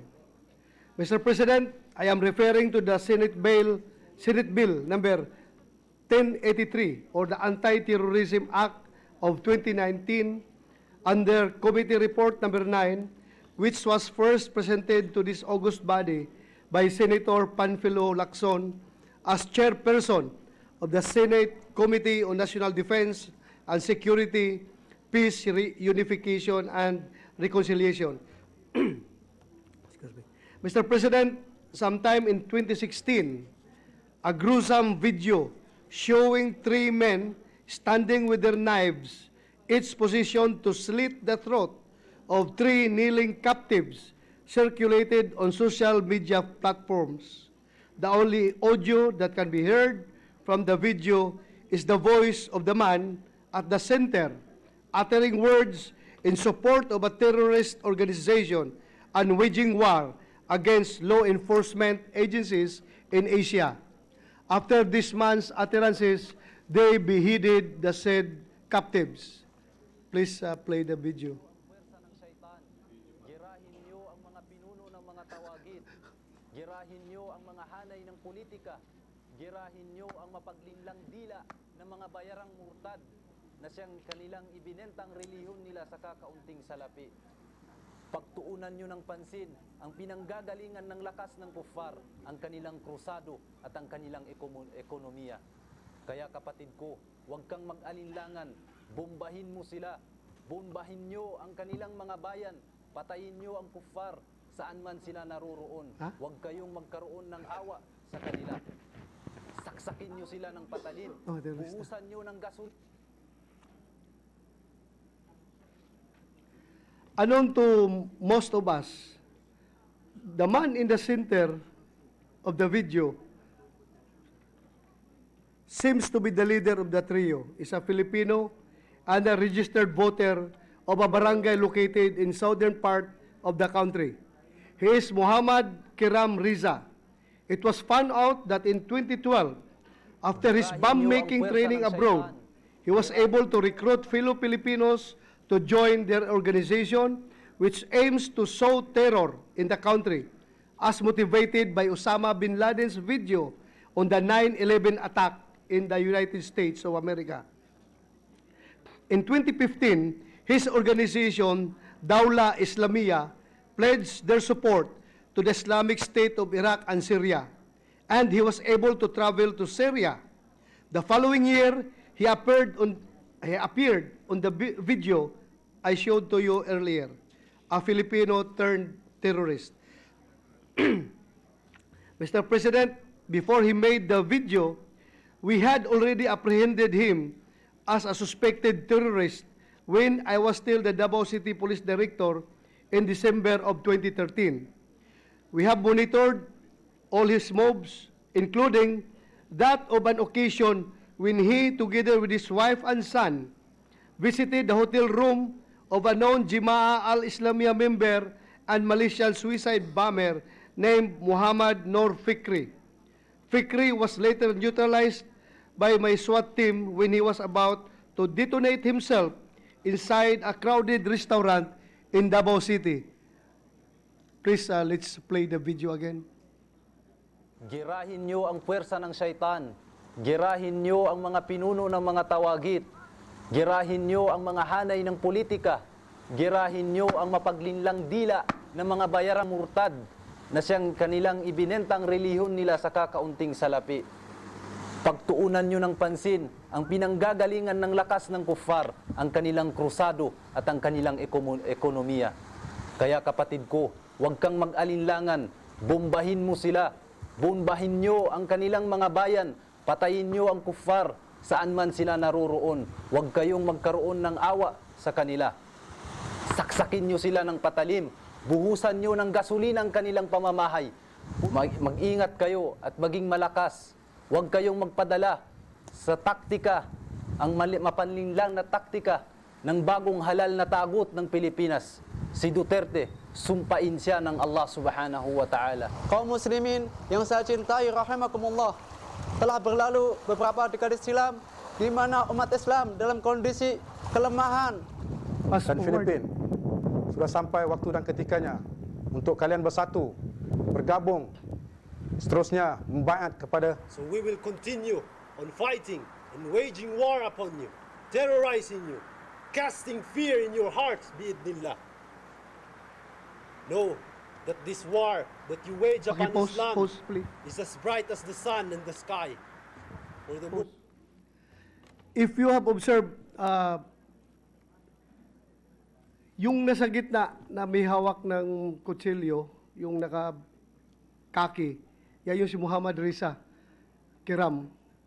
Na-aristo namin doon sa Davao, but however, since the military and the police intelligence could not provide us sufficient evidence to prove his terrorist activities, before the lapse of the allowable detention period, we were forced to release him. If only we had been allowed then to detain him for at least a week in order to build a solid case against him as a terrorist, he would not have had the opportunity to commit more terror acts, like beheading of these victims. In 2018, he was included in the U.S. list of especially designated global terrorists. The UN Security Council also designated him under the ISIS and Al-Qaeda sanction list. Moreover, this man is included in the Interpol Red Notice list in April 2019. Despite his notoriety as a terrorist in 2018, our law enforcement agency was only able to file a case against him for the crime of inciting to sedition in relation to the Cybercrime Prevention Act of 2012 for the very video that I showed you. Imagine, a person especially designated as global terrorist was charged only with a crime beyond arm's length of our current anti-terrorism law or the Human Security Act of 2007. The other terrorist in the video who was standing on the right side of Riza, yan yung naka-square yung mukha, was identified as Mohammed Saifuddin Faiz, an Indonesian national who spent most of his adult life in Mama Sapano, Maguindanao. He was arrested by the PNP Intelligence Group operatives in Zamboanga City last 2005, but was released in 2015 after the dismissal of cases filed against him. He was later on deported to Indonesia and eventually joined the ISIS in Al-Raqqa, Iraq. There lies our problem, Mr. President. Our law against terrorism is so soft that it is almost tantamount to tolerance. We do not tolerate acts of terrorism. We must let it be known to the world that we are in solidarity in the global fight against terrorism. And this stand should materialize in legislation. The most advanced weaponry budget can provide is worthless if our law enforcers' hands are tied because the law restricts them to be more aggressive in their cause against terrorism. It is the terrorists that should fear the law and not our law enforcers, who are always under threat of lawsuits for violating rights of suspected terrorists. I fully agree with the statement of Senator Panfilo Lacson when he said during his sponsorship speech that it is only in the Philippines, as the expression goes, where the anti-terrorism law has literally more provisions restricting our law enforcers than bringing terrorists to justice. Mr. President, to bolster the fact that we are in urgent need to update and amend our anti-terrorism legislation, let me state for the record that in 2017, the Philippines was ranked as the number 12 country in the world with the highest impact on terrorism. Unfortunately, in 2018, our global terrorism index ranking became worse. We are now the 10th country most impacted by terrorism. This is a list where we do not want to be included, not in the top 15 and not even in the top 100. With our ranking, the Institute of Economics and Peace recorded 2,869 deaths due to terror attacks in the country since 2001, 326 of which was from 2017, our highest recorded number of deaths in more than a decade. They recognized the New People's Army and the two groups which have declared their allegiance to the Islamic State, the ISIS, the Abu Sayyaf, and the Maute, as the major terrorist groups in the country. Mr. President, with thousands of Filipinos who have died and the properties that have been destroyed by the acts of these terrorist groups, the economic impact of terrorism in our country has already taken its toll on our goal of sustainable and inclusive economic growth. We will not prosper economically, and the improvement of the lives of our people will be hindered if we will not be able to ultimately prevent the terror acts in our land. The Executive Department, in declaring martial law in Mindanao, intends to suppress the acts of terrorism in the areas. It has been extended twice. It has achieved and served its purpose in suppressing terrorism for the time being. But we need a more permanent solution. when the declaration expires once again.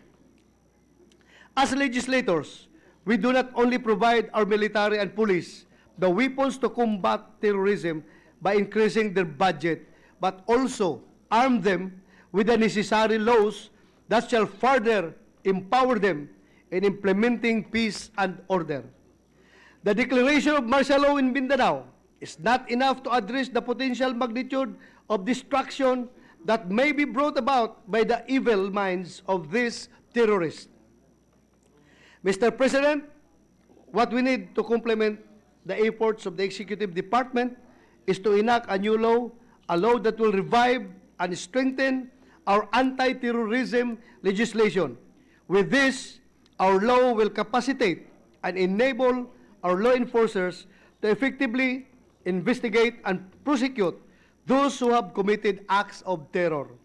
Mr. President, with the numerous amendments introduced by Senate Bill number 1083 to our current anti-terrorism law, I would like to give emphasis on the proposed amendment to increase the detention days of a suspected person without warrant of arrest. Senator Lacson mentioned, as stated in Senate Bill number 1003, from 3 days, the allowable detention period outside a warrant of arrest will be a non-extendable period of 14 working days. I fully support this, Mr. President. I will even support a period longer than 14 days. If only time was on our side, when we apprehended the Filipino terrorist in the video I showed to you earlier, we could have killed the cancer before it grew. Let us not allow technicalities to get in the way of quelling and ultimately eliminating terrorism. We are dealing with a new breed of criminals that are wise enough to run for protection under the very law that intends to persecute them. Terrorism thrives because of fear, and so we remove the fear. We are not afraid. The enactment of the new anti-terrorism law will be very timely to fully prepare us with the move of the Kurdish government to repatriate the imprisoned foreign ISIS fighters back to their home countries, including Filipino ISIS fighters, as a result of the U.S. forces' withdrawal from the previously ISIS-controlled areas. We are in need of a new and effective law that will help us confront treacherous enemies. Sadly, there are countrymen who choose the path of evil, returning Filipino fighters and all other foreign-trained fighters from other countries, and will bring home senseless war to Mindanao, which they view as a safe haven for terrorists for various reasons, including a weak anti-terror policy. A law that will provide the necessary mechanism to control and perhaps aptly prosecute them for the terrorist acts they have committed and plan to commit. After the 9/11 attack, it was exposed that the U.S., which some consider the most powerful country in the world, is not safe from attacks. Terrorism has become a global phenomenon that it has sown fear and insecurity in everyone.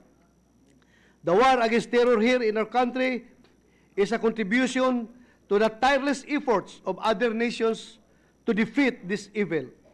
Having said this, Mr. President, dear colleagues, I appeal to this honorable body for the swift passage of the Anti-Terrorism Act of 2019. This is of the essence in preventing these terror attacks. Let's not waste more precious seconds.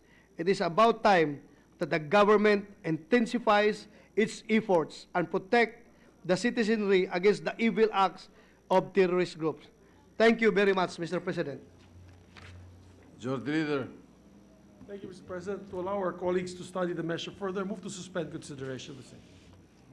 Hearing no objection, consideration of the measure is suspended. Kasi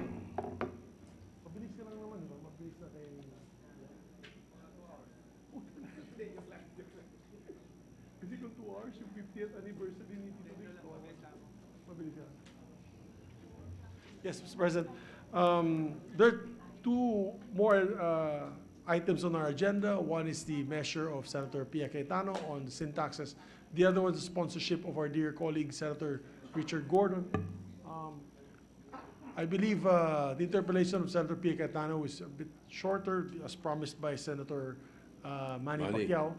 And therefore, Mr. President, with the permission of Senator Gordon, as Senator Pia has told me that she's been waiting, she was promised to be first on the item on the agenda. And I apologize to her on that. As a matter of fact, tomorrow, maybe we will proceed with the interpellations on the sin taxes first before we take up other matters, so that, to be fair to her. With that, Mr. President, I move that we resume consideration of Senate Bill number 1074 under Committee Report number 6, Mr. President. Hearing no objection, consideration measure is suspended.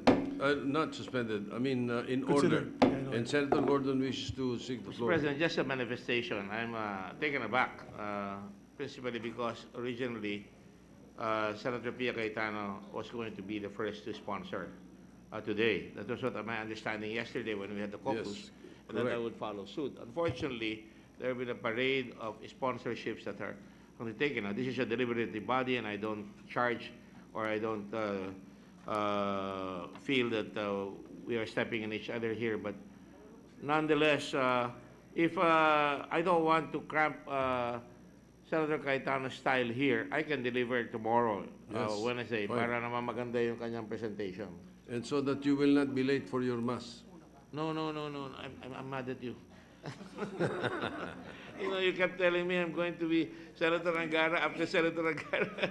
I'm just kidding, Your Honor, but this is my inaanak and mukhang... Mr. President, may I also put in record that I promised my dear Ninang that I will make him first on the agenda. The problem is I'm being badgered by all my colleagues, so they want to be first. And that is why, Your Honor, I said to relieve Senator Cayetano of the stress of having to wait, because my presentation is kind of extended and long.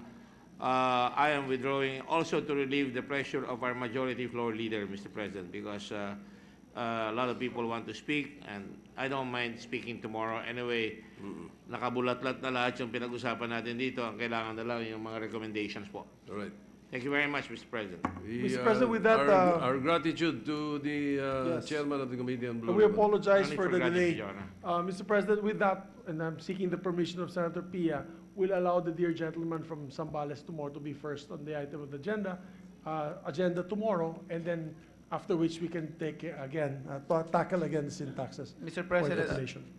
Mr. President, I also spoke to Senator Manny Pacquiao, and we're both also willing to give way. We already gave way to like 7 other colleagues of ours, and I have totally no problem giving way to Senator Gordon, especially since I heard it's his anniversary. But you did tell me that it was lengthy, and so he gave way to us. But just for the record, willing din kami mag-give way. So whatever works, it's Thank you fine to with us. Your Honor, my dear colleagues. I gave way because I saw that the two were in crisis. Senator Subiri and Senator Paya. And they kept looking at me, and I don't want to feel like the bad guy. All right. And besides, my good friend, the mother of Pia, He's here. is here, Sandy Cayetano, and Senator Dulon was kind enough to point her out to me, even if because of my reason of age, she could not recognize her anymore. Nonetheless, Your Honor, like I said, I made my statement. I'm willing to withdraw, even if I'm wearing a brand new suit just for today. But anyway, Your Honor, I it's all believe right. he has a brand new suit, Mr. President, because he has a date with his wife. Yes. They have a dinner date. That's correct, Your Honor.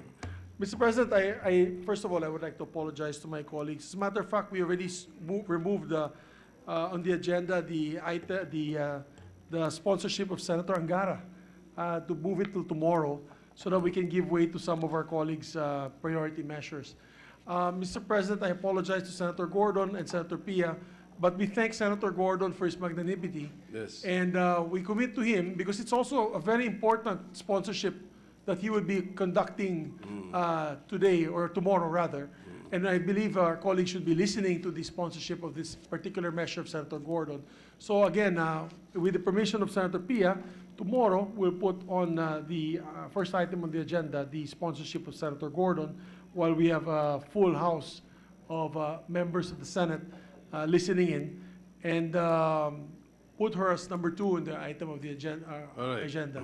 Nevertheless, the motion has been approved, and Yes. we are considering now Senate Bill 1074, sponsor Senator Pia Cayetano, and to interpolate Senator Manny Pacquiao. Yes, Mr. With your President. permission, And now, Majority Leader. but before we recognize them, Mr. President, a reiteration to the dear Senator from Zambales that he must leave early because that was the instruction of his wife, my ninang, Kate Gordon, to his I see. dinner, his personal dinner with his wife. All right. Your Honor, I don't know where the majority of Lord Leader is about picking up all these excuses. I already said yes. I already said this, you know. Baka hindi ko, baka umakyat ka ulit. No, Your Honor. The deed is done out of chivalry and out of generosity and out of committee to our friends here. I'm willing to withdraw, Your Honor. Thank you, Your Honor. Can we have the Sergeant at Arms find out whose phone is that ringing?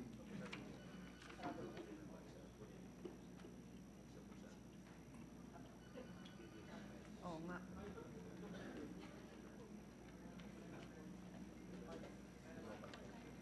All right.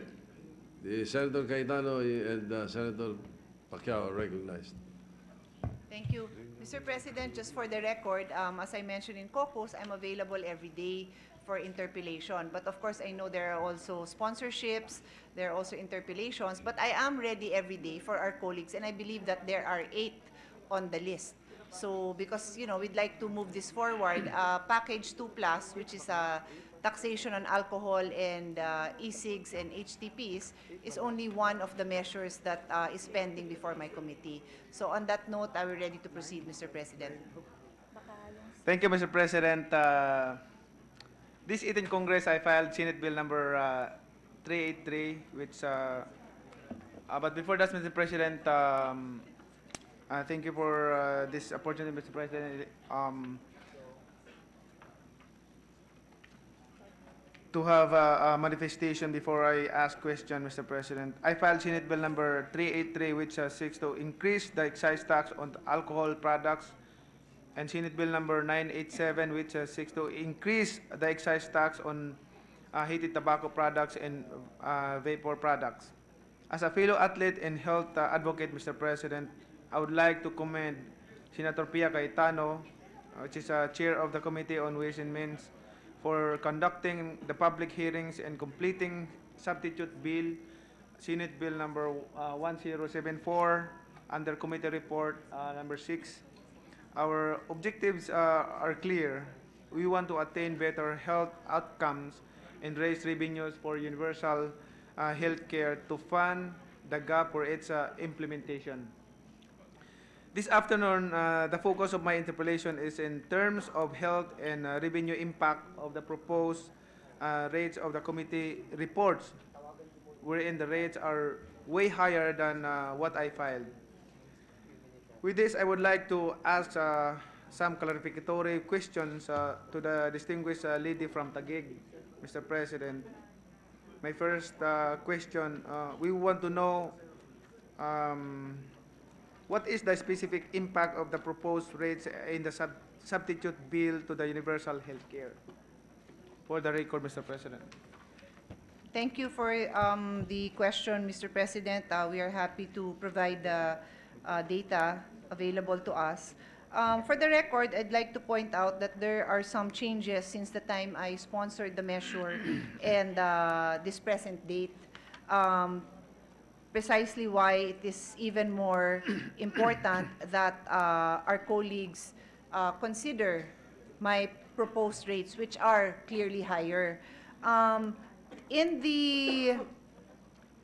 my sponsorship speech, it will be noted that the sponsorship speech, and same with during the time that we were conducting the hearings, it would be noted that the amount anticipated to be received through the GAA was not 195 billion.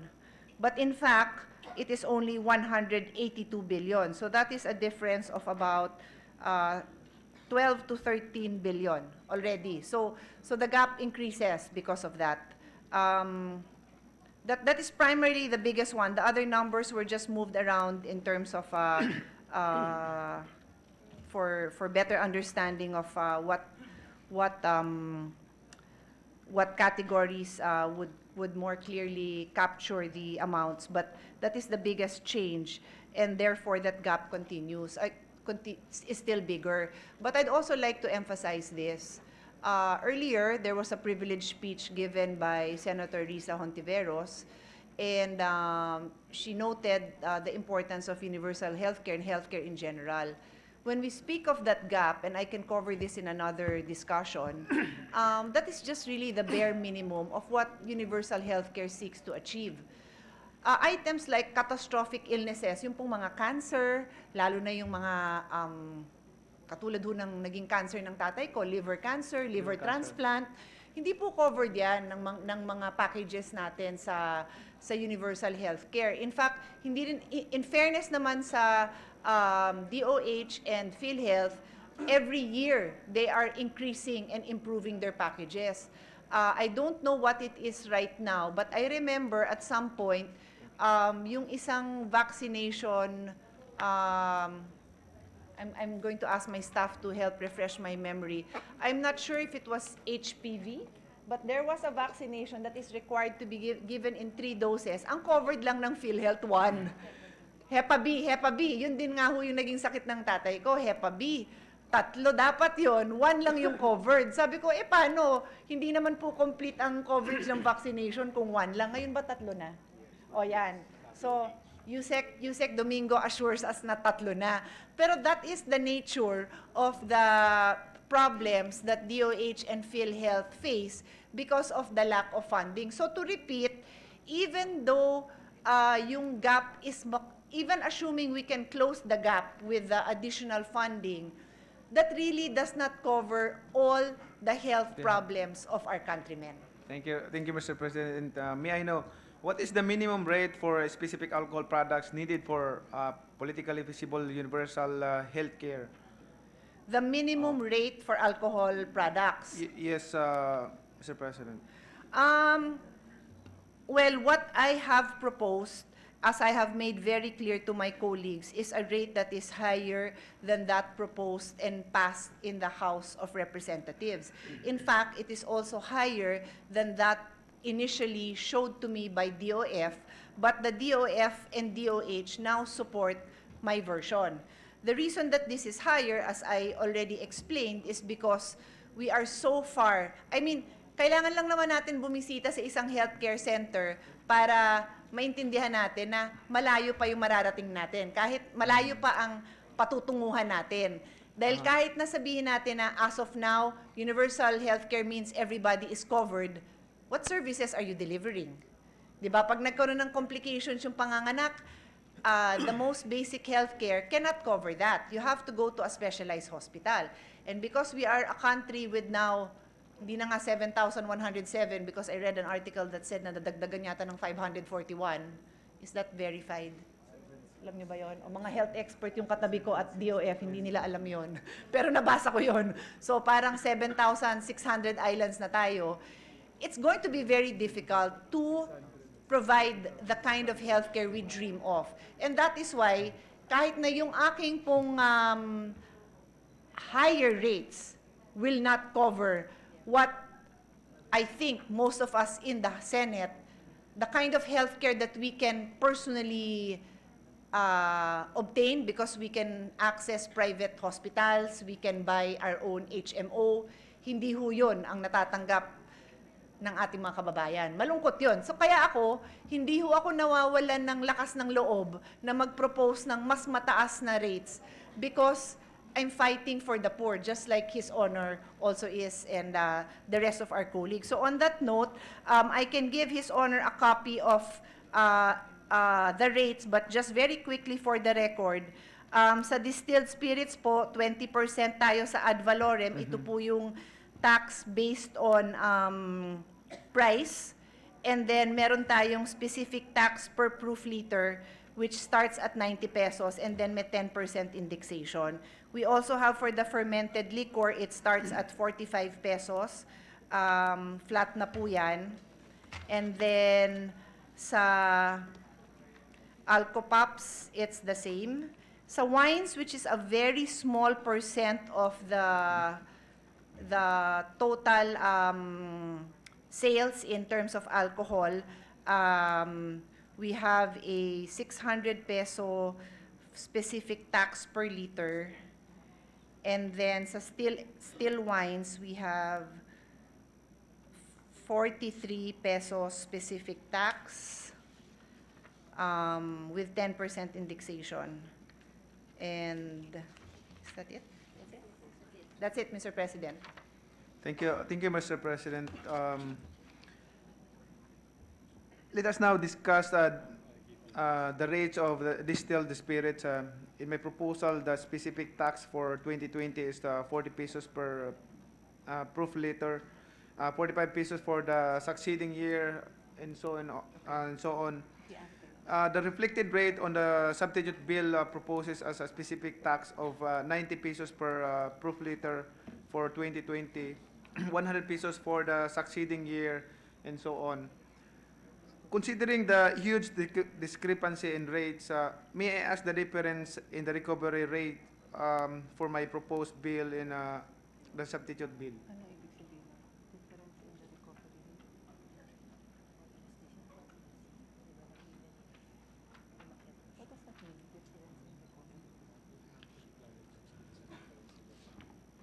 May I just be clarified on the terms used by His Honor? Difference in recovery rate, is His Honor referring to revenues? The difference in the revenue? That's correct, Mr. President. Revenue? Yes, Mr. President. Ah, that's okay. correct. Sige.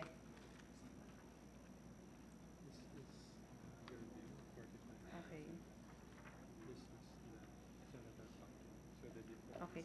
So, Mr. President, under my version, Senate Bill 1074, the revenue for alcohol is 45.7 billion.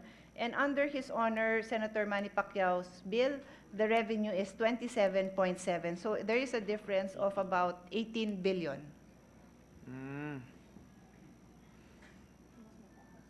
Mas mataas. Malaki nga po.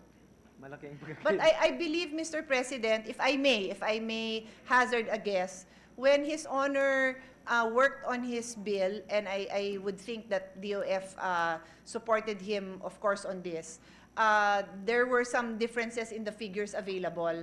Because like I said, yung anticipated revenue from GAA also changed by an amount of about 12 to 13 billion. And then, like I said, yung outcomes din na gusto nating makuha sa universal healthcare, actually walang hangganan din naman yon. So, nag-change ng konti po yung projections din ng DOH and DOF since the time that His Honor was initially working on this, which I think was as early as last Congress, no? Yeah, So, 17th Congress? Opo. So may changes talaga hong nangyari doon. Kasi His Honor has always been the champion din of DOF. So I think consistent lang naman, kaya lang may changes talaga din sa figures ng DOF at that time. Since that time. What is the impact of this to the universal health care for this income for this proposed bill? It still doesn't cover the gap, right? The figures I have here actually includes also the funds from the e-cigarettes, but it's quite negligible because the sales of e-cigarettes is still very small. No, it's 2 billion. So like I said, it's negligible in the total. But the total to be generated under my version is 47.9 billion. And yet there is still a funding gap of 11.8 billion. So kahit dito po sa in-increase ko, may funding gap pa rin.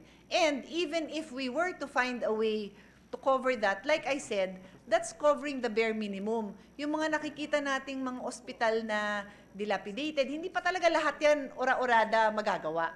So any additional income is still welcome. Additional revenue. Okay. Okay. Nakakahiya, Mr. President, kung patatagalin ko yung pagtatanong ko kasi isa ako sa author na nag-file ng Mr. President, Senator Manny Pacquiao is a DOF and DOH champion when it comes to this. Nakahanap lang naman po ako ng kakampi with his interpellation. And this interpellation, Mr. President, I just want to put on record what we are doing and what we are proposing for to increase the alcohol tax.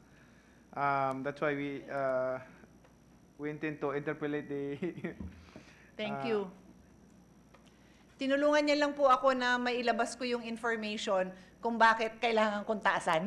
Salamat po dun sa mga tanong ninyo. Thank you po. Pero if I may, I'd also like to add to the spread into the records, the concern that I often hear is yun hong kawalan ng trabaho daw nung mga nagtatrabaho po sa mga industriya na nagpo-produce ng alcohol products. So maidagdag ko na lang din yun. We have to remember first and foremost that we are also, this being a DOF initiative, very concerned po tayo dun sa stability po ng ating ekonomiya. And so, talagang imposible po na isipin natin yung isang measure na makakasakit naman sa ating mga kababayan na nagtatrabaho ng disenteng trabaho. So, we take into consideration that the demand for alcohol products is inelastic. And so kahit nataasan po natin yung presyo nito, bibili din at bibili ho ang mga tao. But we've also taken note that what we want to achieve is that it is not so accessible to the most vulnerable, which is the youth, and then po pati yung mahihirap. Di ho tayo naniniwala na kailangan po yung mga kabataan natin affordable sa kanila to. Hindi ho maganda yon. So in the succeeding interpellations, if any of our colleagues will be asking on this line, we will be prepared to explain. But again, I will reiterate, for example, sa isang bote ng gin, ang karagdagang presyo lang naman ito is 2 pesos per shot. And so kung ang isang bata, meron siyang 5 pesos, dati makakatatlong shot siya. At least ngayon, hindi naman tatlo, pero doon sa 5 pesos, magkano isang shot? The one shot is 6 pesos yata. Sandali, hanapin ko lang yung notes ko. 6 yata. Nasa 6 pesos yung shot, no? Nadagdagan niya ng 2 pesos. So kung may 20 pesos siya, at least 3 shot na lang yung mapambibili niya doon, imbis na 5 shot. Yun ang paniniwala natin na because taxation alone will not be is not meant to be used as a preventive tool alone, but along with other measures, including education campaigns, advocacies of the likes of led by no other than our champion Senator Manny Pacquiao, yan ho ang makakatulong. So it's just one of the tools that we are using. So I just wanted to spread that into the record, Mr. President. Thank you, Mr. President. Since I'm one of the author of this proposed bill, Mr. President, I want to end my question, since there's a lot of senators in line to interpellate the senator from Taguig, Mr. President.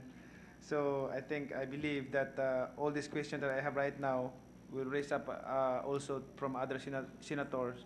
So, our bottom line, Mr. President, we want to sufficiently fund the gap of the universal health care and make sure that the revenues that we will raise will go to where it should be.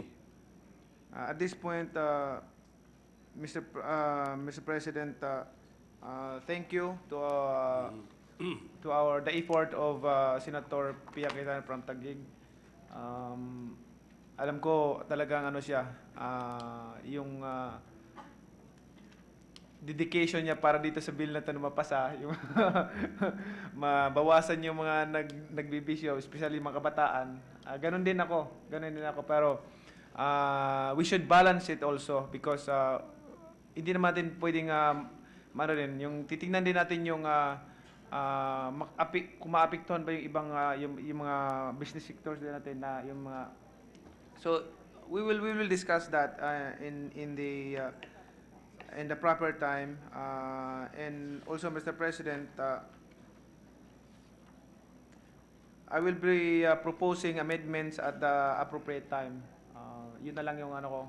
So, All right. thank you, Senator Pia. Thank you, Senator Thank you, Mr. Pacquiao. President. Thank Majority you, Leader. Senator. Thank you, Mr. President. Mr. President, with that, we have, just to put on record those who signified their intention to interpolate the measure, we're hopefully done already with Senator Francis Tolentino, Senator Manny Pacquiao, and the list is Senator Rizon Tiveros, myself, Senator Gatchalian, Senator Villanueva, Senator Lacson, Senator Drilon, and Senator Angara. Tomorrow, during the resumption of the discussions on the sin taxes, if the lady senator will allow me to ask just a few clarificatory questions by tomorrow. All right. Sure, Mr. President. I'm more than happy to accommodate the Majority Floor Leader. Thank you, Madam Chairperson. With that, Mr. President, we move to suspend consideration of Senate Bill number 1074 till tomorrow, Mr. President. All right. Hearing no objection, consideration measure is suspended.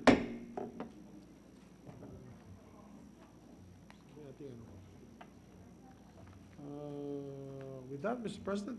Any housekeeping measures at this point? Oh, yes, Mr. President. Before we adjourn, just some housekeeping measures.